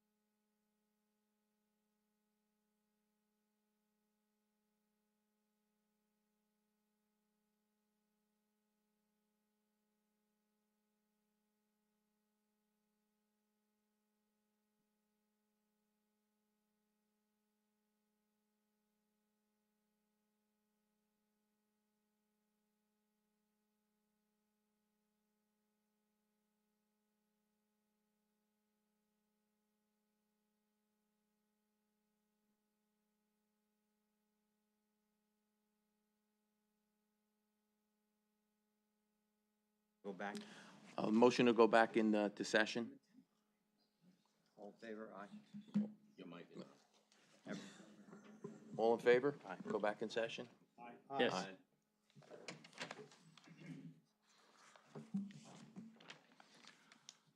Want me to go? Sure. So, not always the best at reading a room, but I think what I'm hearing is that you guys want to get some traffic testimony from the board in order to make sure and justify that our calculations are correct, and you'll need some time to do that before you're able to take a vote on the application. That said, we would consent to allowing that to happen and go forward, with the hope and understanding that we've been here, I think we filed this application in January of 2022, or I'm sorry, 2023. It's been a year. There's been plenty of time to get a traffic engineer. We just hope that you could have all of that taken care of prior to, I guess, whenever the next scheduled meeting is. I don't know if it's 1 month or, do you guys meet twice a month? I forget. Once a month? Yeah. So then if we can get that done prior to February, that would be Prior acceptable. to February? I'm sorry. April. April. April. Thank you. Yeah, the year's gone by quick. You know, like I said, I have a new baby at home. It's Congratulations. Thank you. I'm trying to remember. Exactly. And I think we will, that 30 days, you and I have to work together with regard to what Absolutely. We'll hammer it down. There's, space is. as we all know, there's a half a dozen resolutions that pertain to this property, and we'll make sure that we iron that out so that we're all comparing apples to apples when it comes to the traffic counts, regulations, and studies. And clean everything up. Absolutely. Okay, so we need a motion to carry with consent. Can I just add one other thing between attorneys? I'm not an attorney. Sure. But can there be some legal discussion about maybe a legal memorandum that talks about the use of the upstairs? So that's what, You're gonna discuss. that's what I was gonna discuss. Well, that has to be all cleaned up, all these other little, because I think council, hit the nail on the head. There's been multiple applications and things going on here that have crossed, and I think some things are probably not needed anymore. So we have to clean that up, exactly what the uses are for this application, not this site. That's right. Between you and I, I'm sure we can figure it out real quick. Yes. So there would be a motion to carry to the next meeting without further notices, and there's consent, you consent to carry? Yes. Motion to carry? So to April 9th, the next regular meeting, right? We were gonna do at this point. So we extend it to the 10th in case, God forbid, there's a issue on the 9th. Right.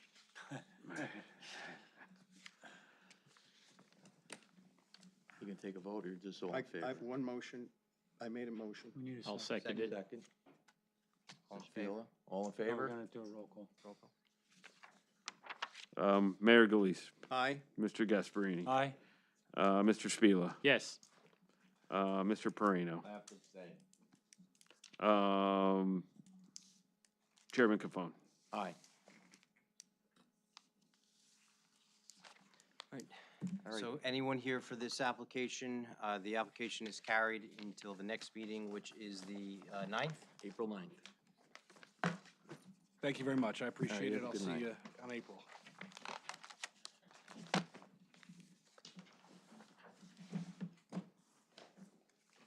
I'll give you a call tomorrow.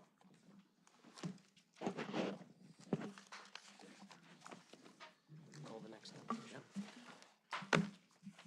Next order of business is application 6-2023, Cannabis Plus LLC, 202 Fairfield Road, block 1102, lot 12.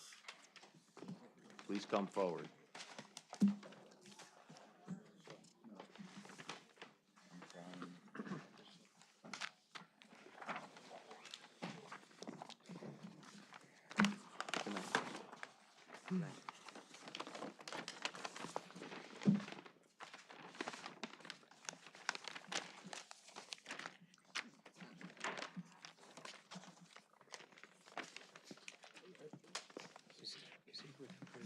Excuse me, sir, in the back, behind you. Are you here with this application? No, I'm here for the extension. Okay, good. Oh, okay. Come on, I'm forward. sorry. Come on. Yeah, Real quick, we have Dragon Holdings request for an extension of time. Go ahead, your name? Chairman, members of the board, Joshua Kudra, attorney from the law firm Cummins and Gross, on behalf of the applicant, Dragon Holdings, Fairfield LLC. and you're just requesting. Requesting, Correct, yeah, in light of the hour, I'll be extremely brief. I know Yes. we're, set forth the basis for the request in our hearing. Correspondence that was sent to the board. We're simply seeking our third extension of this approval that would bring the protection period out. I was gonna say that after submitting this, and since submitting this correspondence, demolition activities have been completed at the site. It's my understanding from speaking to the project manager that there should be a final inspection of those demolition activities. And then as far as, timeline goes for construction drawings, anticipating 4 to 5 months, we should have construction drawings submitted for permitting on this project. So certainly, in light of the capital environment that we're dealing with, interest rates, et cetera, happy to see this project finally moving forward. And, any issues from the professionals? I'm sorry, when did you want to carry it till? The extension would be to January 14th, 2025.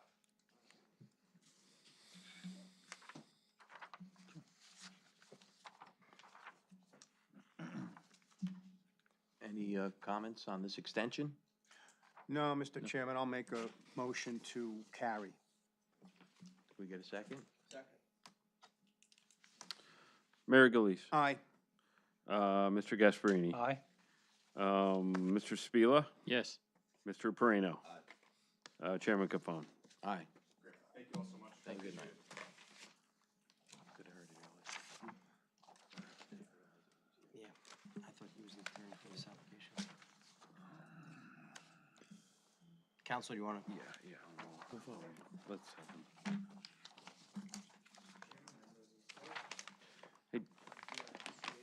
Hey, John, right off the bat, why don't you put both those microphones on?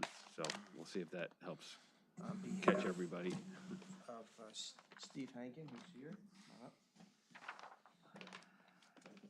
And your law firm, Kian Associates.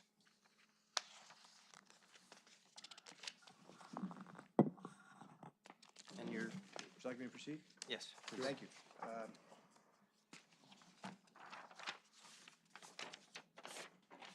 My client, Stephen Hankin, is the proprietor that owns Cannabis Plus. He's applied in Fairfield in the past to operate a cannabis manufacturing location. And he did receive approval from the governing body of Fairfield under Resolution 2022-384. At that time, he showed his experience in this area and his knowledge of the area. However, that location did not work out for him. He's found another location in Fairfield at the address of 202 Fairfield Road, and that's his proposed new location.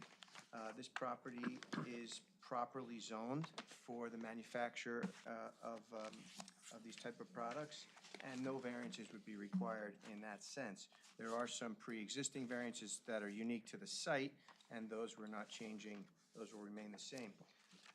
There is no construction planned with this proposal whatsoever. The site plan and floor plans we have for you tonight, we will go through. We've submitted them with the packet. They're right there on the bulletin board, and we'll go through them one at a time. But they are merely to illustrate in the context of this proposal and how it fits into the existing structure. The application is made as part of a prerequisite to getting licensing, which starts here at Fairfield, but it goes all the way up to the state of New Jersey. Fairfield has recently passed a new ordinance. It's 2024-05, and Chapter 4, 4-24.3A4 requires planning board approval for the applicant to move forward with his state application for cannabis manufacturing. He specifically proposes a Class 2 cannabis manufacturing. Cannabis Plus will hire only licensed cannabis distributors to transport cannabis to other cannabis businesses. Only compliant distributor delivery vehicles can be used, and all deliveries will be between multiple cannabis business premises or to another cannabis business anywhere in New Jersey. I say that to illustrate this is not open to the public. There will not be any distribution there. It's not a dispensary, and there's no growing. It's simply sort of a manufacturing and shipping to another licensed facility within New Jersey using licensed transporters. Cannabis Plus will have 5 employees plus the owner at the location. You'll see we have proposed 26 parking spaces where 24 is required, but we don't expect that more than 5 or 6 will ever be used.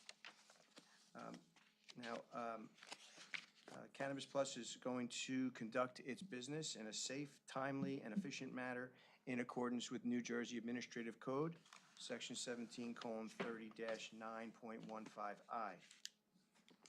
Distributor delivery vehicles will only travel between the premises in Fairfield and a receiving cannabis business premises, whether it be in Fairfield or within the state. Have you received the reports from the engineer, town planner? I would like to go through that now, if it pleases the Well, board. maybe we could cut to the chase in a bit. Please. Will you comply with the requirements, or do you have any requirements that you have an issue with that you want to discuss? Okay. That's a great question. Okay. We were gonna go through them one at a time. Okay, then go through them one, Let's I go through them one at apologize. a time, please. I'll just state that the first one is to provide testimony that the proposed use meets the definition of cannabis manufacturing. So if we could put my client under oath, he'll just explain very quickly what it is that he does. Raise your right hand. You swear from testimony you're about to give before the board, true self you got? Yes, I do. And for the record, can you state, spell your name? Steven, Steven, Hankin, Hankin. And you're the owner and will be the operator of the site? Correct. Okay. Mr. Chairman, you sworn as a factual witness. We accept your credentials. Steve, want to tell him how the process works? Basically, with the Class 2 manufacturing license, we receive fresh frozen product from a cultivation site, which is somewhere in the other part of the state of New Jersey, because it could only be from New Jersey. We take in the fresh frozen product, and basically we make it into the oil. We do it through an extraction process. We're going to be using several different extraction processes, but basically they're all within code, and under the Class 2 license, they're compliant to the state. To give a visual, would it be sort of like it comes in as vegetation, frozen vegetation? Correct. And Fresh then- fries in Ziploc bags. So it comes in an armored car, and that car has to be pulled into the building, so that way it's secured, and it's offloaded, brought into the secured site, and secure cage. It's offloaded into there, and then it's basically put it out for extraction based on, after it goes by what's called our compliance officer, that's issued by the state. So he comes in and he makes sure that everything is what it is, he weighs it out, and at that point, basically we put what's called the metric system in, and each part of the bud and the flower gets a collar on it. So that way it gets measured throughout, and the state can track every part of that bud, plant, flower, throughout the whole process. How about your hours of operation? Our hours of operation will be within code for you guys, 7 to 7. Are you aware that there's a prohibition on consumption of on-site? Correct. There's zero tolerance for use on site for any type of cannabis business. Could you tell the board about the security you're going to have? Will there be cameras? There are cameras located in every part of the building. We had a company called Sapphire Risk who installs security systems throughout the U.S. And they actually put together the camera system, as you can see. Why don't you show them where they are? There's some in pink and some in gray. Please illustrate what's what. Basically, the pink cameras are the ones that are put in that are state mandated. So the state actually has an access to those cameras, and there's gonna be oversight by the state. So particularly in the extraction room, you'll see up front, they wanna see who's coming in, who's going around the building. There's also gonna be internal cameras, basically for our own monitoring. So it's gonna be a very secure facility. There's only passcode access into the building, and everything, we have to meet strict state requirements for all that.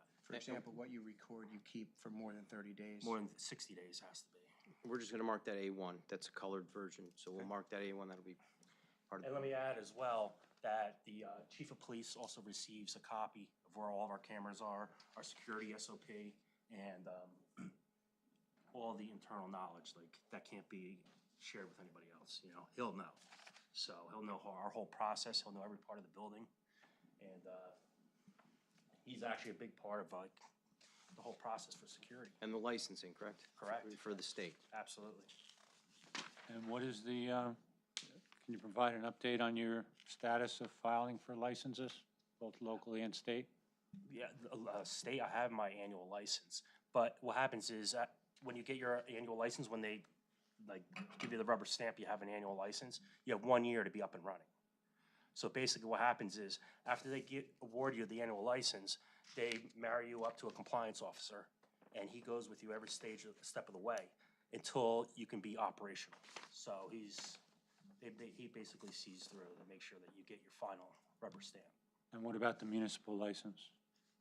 Well, that's a big part of the process. Right, what is your status? It's asking for the status. Well, right now, Well, right now, I have to get planning board approval, then I have to get my resolution from the town. well, I could just add to that as well. No, it's not, that's not how it works. Mr. Yeah. Kay could tell you he knows the ordinance. The process did require that we get a determination from a zoning verification application, which was completed, paid for, and signed off on by Glenn Plumstead. We have that here, and right now, we're here before the planning board in accordance with Chapter 4 of your ordinance, and from there, we'll complete the next step, which would require us to go before before getting governing body approval, we would be going through. It's like a committee, yeah. I'm Well, just you, trying to did think you, of the name. I think you have to file an application, don't you? Yeah. Right, so what you did was you decided to come to the planning board, and then you're gonna file the application? Yes, Okay. yes, thank you. In fact, I think the ordinance says it's at our option. Yeah, no, it's just asking for the status. So the status as of right now is you haven't filed the application, correct? Correct. Okay. Well, can I just add that? Yeah. Originally, I had an application in back in November, but then you had a change to your. Yeah, and you had to change to your site, right? We went from, Correct. Yeah. okay.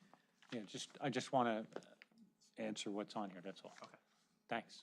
Thank you, Mr. Gasparini. So we have other conditions, but the engineer listed here. Is the building fully enclosed? Could you show how the building's fully enclosed and where the trucks can pull in? And right there, on that drawing. Where do the trucks pull in? They can either come in on the side of the building or they come into the back of the building. And then, There's two separate drive-in doors. and how is that fully enclosed? It's a brick and mortar building. And then when they pull in, do you close the door before they're unloaded? Yeah, it's part of our security SOP. So we have to follow a certain protocol when we're receiving product.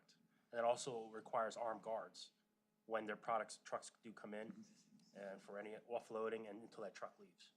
It's the same concept as a bank, you know, when they're making deposits and making. And those doors are only operated from the inside? Correct, yeah. The pollen and seed control, that was going to be done by camera, is that right? Pollen and seed control? Yeah, because it normally applies to a different type of. Correct. That normally applies to a cultivation facility, but we're taking a step further and we're applying our own type of filter system and air scrubber. So basically, there won't be any smell in the building. As far as seed control, there aren't really any seeds because what happens was, before a cultivator ships it out, they put in what's called vibrators. They want to keep the seeds because they want to have replenish them, the plants, Reproduce. or clone them as well. So very rarely will we receive seeds. I mean, that's like gold for the cultivator to have. Then, with respect to the fencing, that was an area that you wanted to explain to the board. If the fencing is, because previous years, I also was gonna open up a cultivation facility as well. And normally, the fence requirement was only for cultivation facilities. So, the fence, the building is brick and mortar, it's a solid building, and the security system is state of the art. So, the fence, I don't believe that we need an addition of the fence.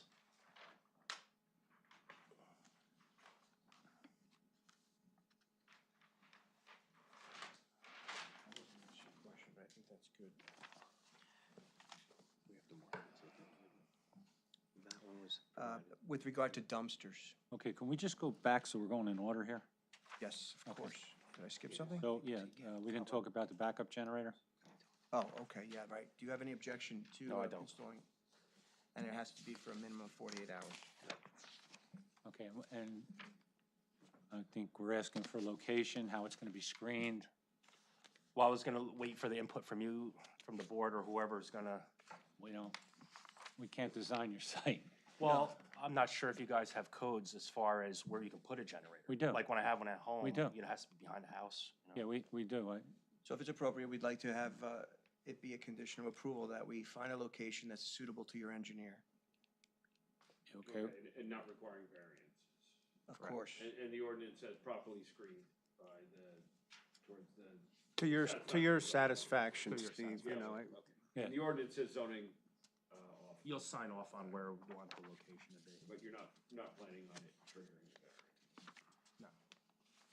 Hopefully not. You'd have to come back. I know, I don't wanna go back. So with respect to dumpsters, should we move on to that? Mhm. Could you explain how this is a unique type of garbage that you create there and how it's going to be picked up? Everything is, whether it's water or whether it's dry product that's left over, scrap, whatever it may be, is recycled into these 55-gallon containers inside. So we have to take care of our own waste. Right. So whether it's liquid or whether it's powder or anything, we have a 55-gallon drums that are filled up, and then we have a contract company that comes out, a disposal company, who specializes it, because they have to bring it to a special DEP/DEA facility, so that way it's monitored when it's disposed of and burned. And Steve, that's also done fully inside the building? yes, yeah. So the truck's going to back in one of those We two can never leave doors? our doors open for any type of application, any type of contractor coming in or not. They either have to come in immediately, close the door, it has to be resecured, or they have to be outside and wait until we bring it out, lock it down, secure. Everything is a process. And then, so. of course, there will be some sandwiches for people's lunch. That will be regular garbage, and for that, they will locate a 2-yard dumpster on the site at a place acceptable to your engineer as well without triggering a variance. conditional approval. Yes.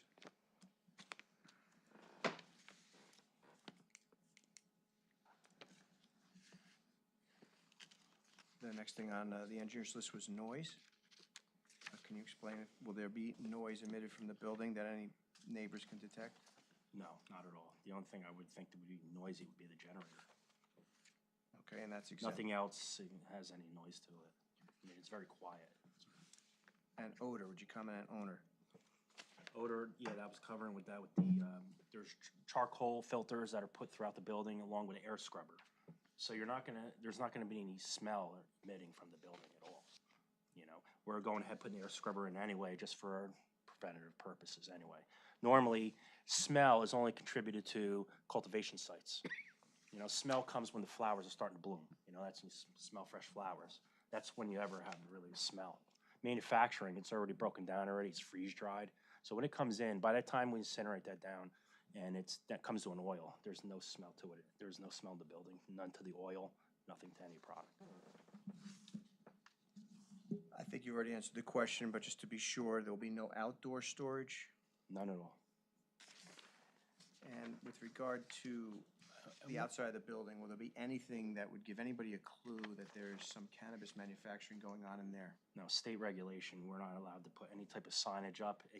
It's gotta be the most inclusive building, you know what I mean? You can't have any signage. Nobody can know. So you're gonna You're not remove gonna the have any sign? sign? You're No not gonna sign have at a all. sign on your business Not at all? Just We're not an, allowed to. just an address?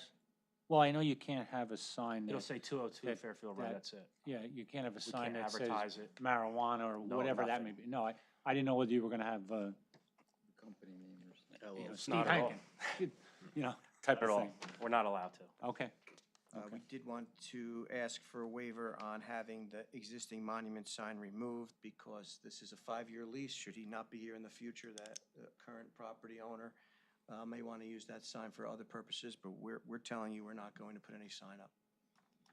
That sign will remain blank. But there'll probably be a number of the location. Won't you change that sign to an address or something? Well, it said the existing monument sign should be removed, and we're asking for relief, that it not have to be removed, that the owner of the building that's already gotten the permit for that monument sign, you know, it would just stay there as however it is now. And just remove the lettering off it? Usually the fire department, the police department wants a number. If you could Just the address. Yeah, your address. That's it, yeah. Change the sign to an address and then you'll solve the And problem. you won't have to remove it. Thank you. Now, on the site plan, we're also asking for a waiver of an electric vehicle supply equipment, and that is because we're anticipating 6 cars a day for our employees only. We don't have anybody from the public coming in, and we don't want to encourage anybody from the public to come in to charge their vehicle on our property. It's for site plan, because of it's based on the number of spaces. And they're very low on the threshold level. Between 1 and 50, you required 1, but that's for a site plan for a parking lot. This is an existing condition.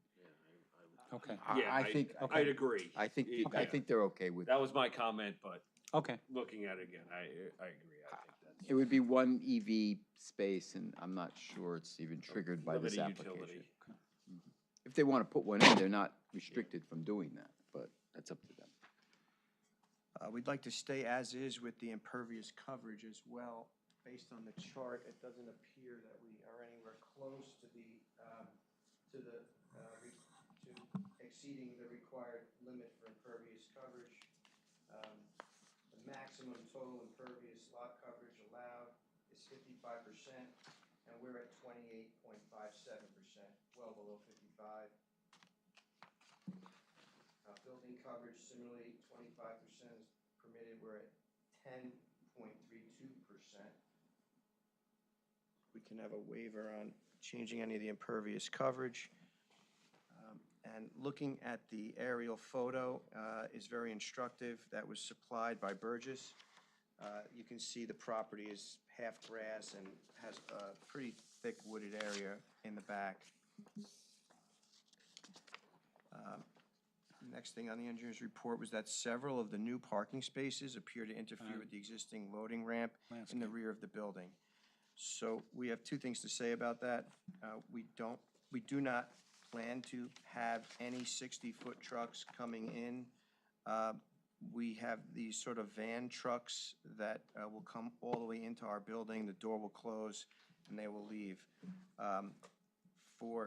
If there were ever to be a future tenant or someone who did need to bring in a 60-foot truck, we could certainly have any cars that are parked in that area leave that area, so we remain open and leave it accessible.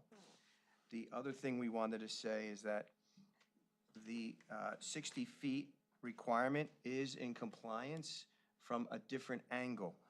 I could just show you on the plan. The loading dock area here, it's a concrete spot in the middle of the plan.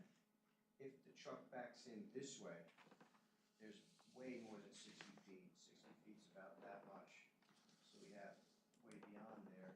So we certainly can comply that way. We can comply this way by not having cars parked here on the day of delivery. 60 feet there, Steve?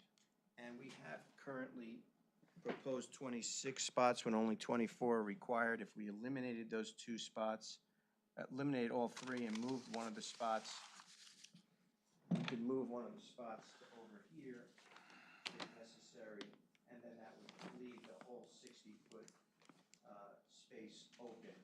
And we just thought, since we would never be using it in the 5 years we plan to be there, or maybe beyond, that it'd just be nice to have the spots the way they're proposed. How do you get deliveries of things like packaging supplies and stuff like that? Same goes, everything has to be driven into the Go building. inside? Yes, it's the SOP of any type of transportation in or out of the building.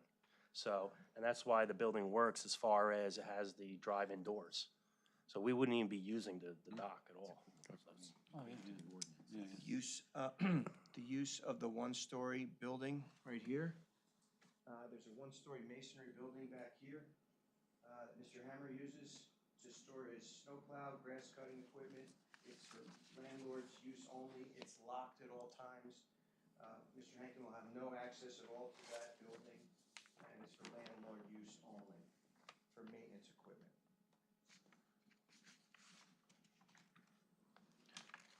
Is that the only area that's gonna be used by the landlord, or? Correct. 'Cause I saw in the back that there were a couple of, Vehicles? vehicles back there, I think a tractor or something. Yeah. Is that gonna be out of there, or is it just gonna, I told him it has to be. okay. Yeah, he can't have I mean, any does the lease access to the say, property. does the lease say that he's only able to use that one spot Correct, where he could? correct. Use And that's for- because it's maintenance equipment for the property. So that's built into the state's statute as well. But no tractor, none of his vehicles will be No, back not there? at all. Okay. No, I made that very clear, you know, he's not allowed to have it, they're not allowed to have any access to their property at all. You know, once it's under that, the state's thumb, you know, you can't, they're watching from every angle, so. Yeah, but you're giving him permission to do that, so how does the state look at that? I'm sorry? I said you're giving him permission to use that one piece. So how does the state look at that Well, when my you say no one could use any part of that property? My compliance officer said it could be built into the SOP that he has access because it's property maintenance and the property does have to be maintained. It has to be scheduled. And he's gonna maintain the property, is that? He wants to maintain it himself, correct? But it has to be scheduled, you know, and it probably will be off hours. So it's not gonna be during production time and somebody will have to be there. So when someone comes to cut the lawn, someone has to be there too? Correct. Yeah. And we most likely have to have a security guard outside when Yeah, somebody no, does that. I just, yeah. Yeah, Okay. no, it's the state, they're very, you know, they're stringent on that, and Right. for good reason. Yeah, and You there know. can't be any other uses on the property, No, correct? not at all. And So just a suggestion, so you only need 24 spots, you have 26. So if you eliminate 2, and if you relocate 2, you won't have a problem with the 60-foot. So Thank you. try and relocate it and resubmit, you know, with the new location, provided you don't trigger a variance. Thank you. The loading dock repair, are you okay with making repairs to the loading dock? Yes. The engineer's requiring that? Okay, that's a yes. And what, you skipped over the landscaping? It's underneath the impervious coverage.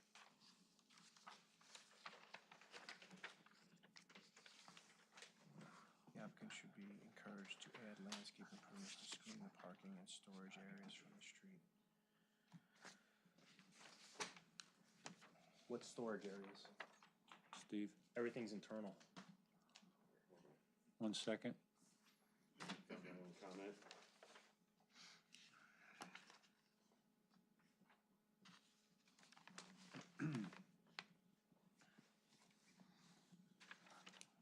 Okay, is this about unnecessary impervious coverage? and, Underneath, yeah. add landscaping?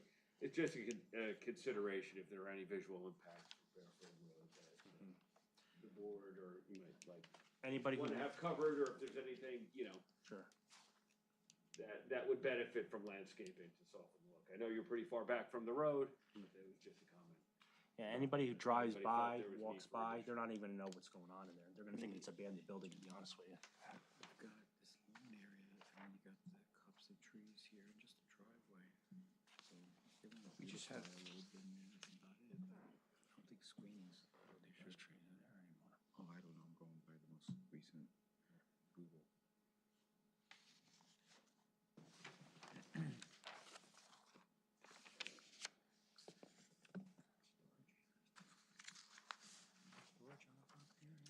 Yeah, that's one of the things I raised. You continue. The police department, Traffic Safety Bureau gave us a report that there was no traffic concerns found The fire department, however, did have concerns. We'd like to discuss the concerns the fire department had with the board. Of particular, we would agree to do everything that they're asking for, except with respect to the freezer room.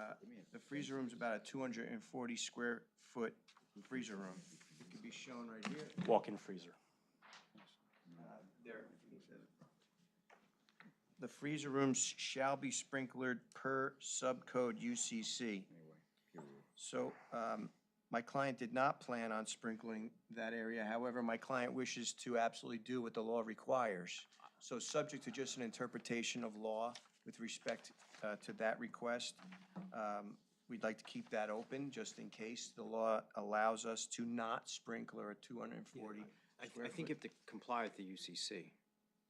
I don't think this board can give a waiver for that. So once you talk to the fire subcode official, if it's required, obviously he's gonna tell you it's required. If it's not required, he'll tell you, but either way, you're gonna have to either do it or not do it, depending on what the UCC code states. That's exactly what we're saying. They're built to spec, and from Yeah, what so I that's believe, the fine. UCC code says that anything under 400 square feet doesn't require a sprinkler system. Anything over 400 square feet Yeah, so we'll leave requires that up it. to the subcode official, fire subcode official. I'm sorry I wasn't better prepared on that. We just realized that tonight. That's really what we wanted to cover with the board.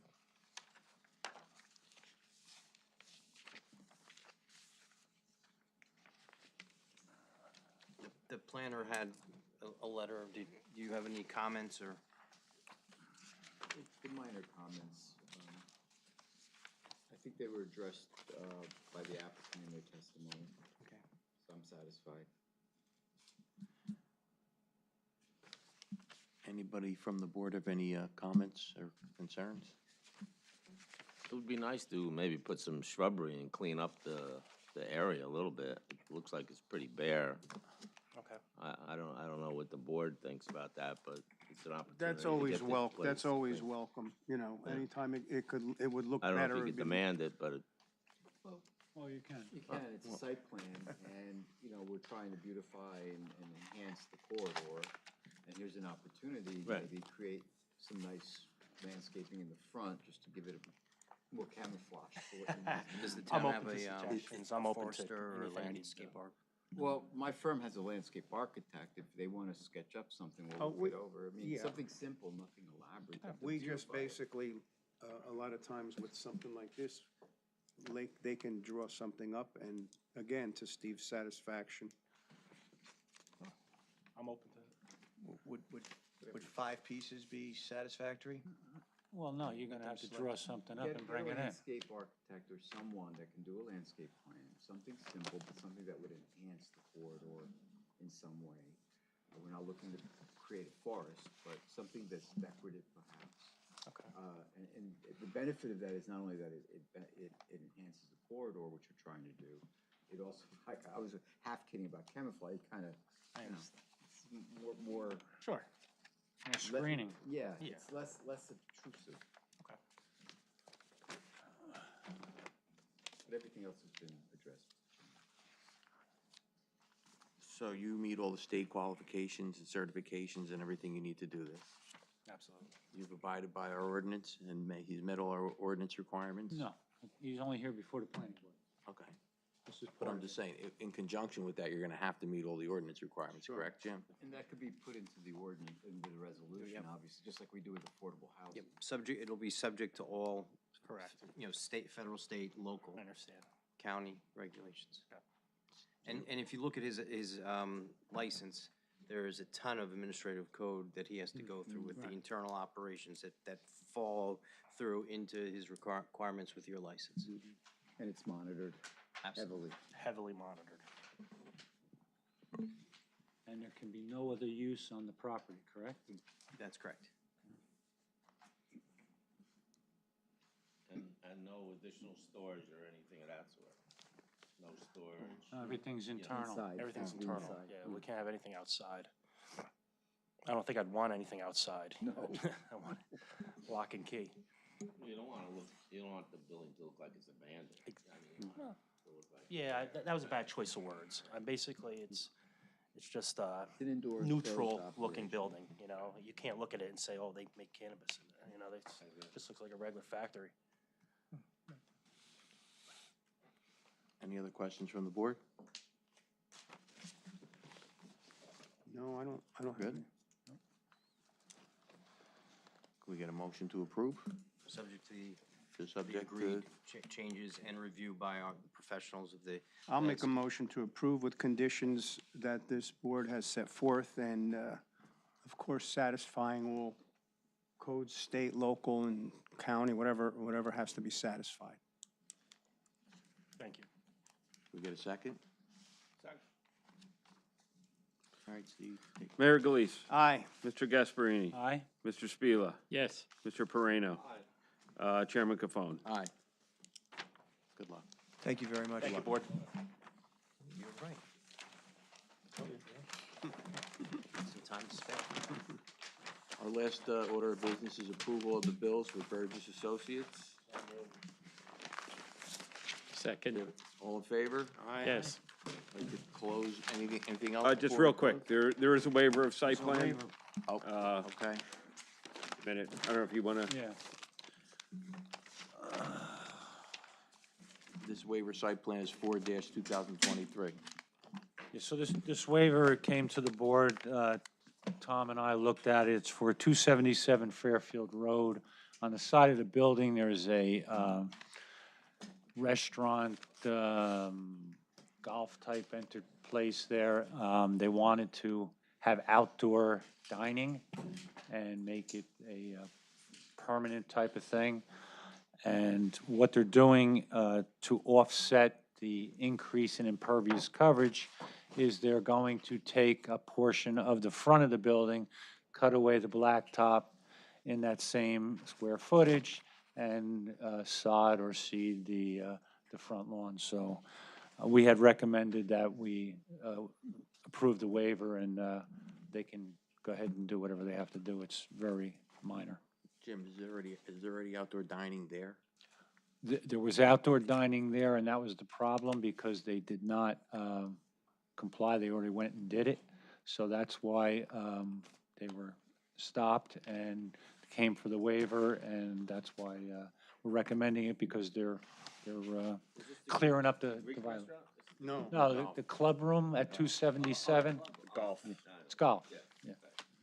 So, They may have to apply for extension of liquor license also. They have. yes, they do. I think they have already tried, they have already done that, but they can't operate, obviously, until they correct this problem. Do we need to vote on this? Any questions, or? Okay, we have to vote We on have the a, waiver, do we have a correct? motion to accept the waiver site plan committee? I'll second. All in favor? Yes. Aye. Aye. Anything else before we close tonight? Have a motion to close the meeting. So moved. All in favor? Aye. Aye.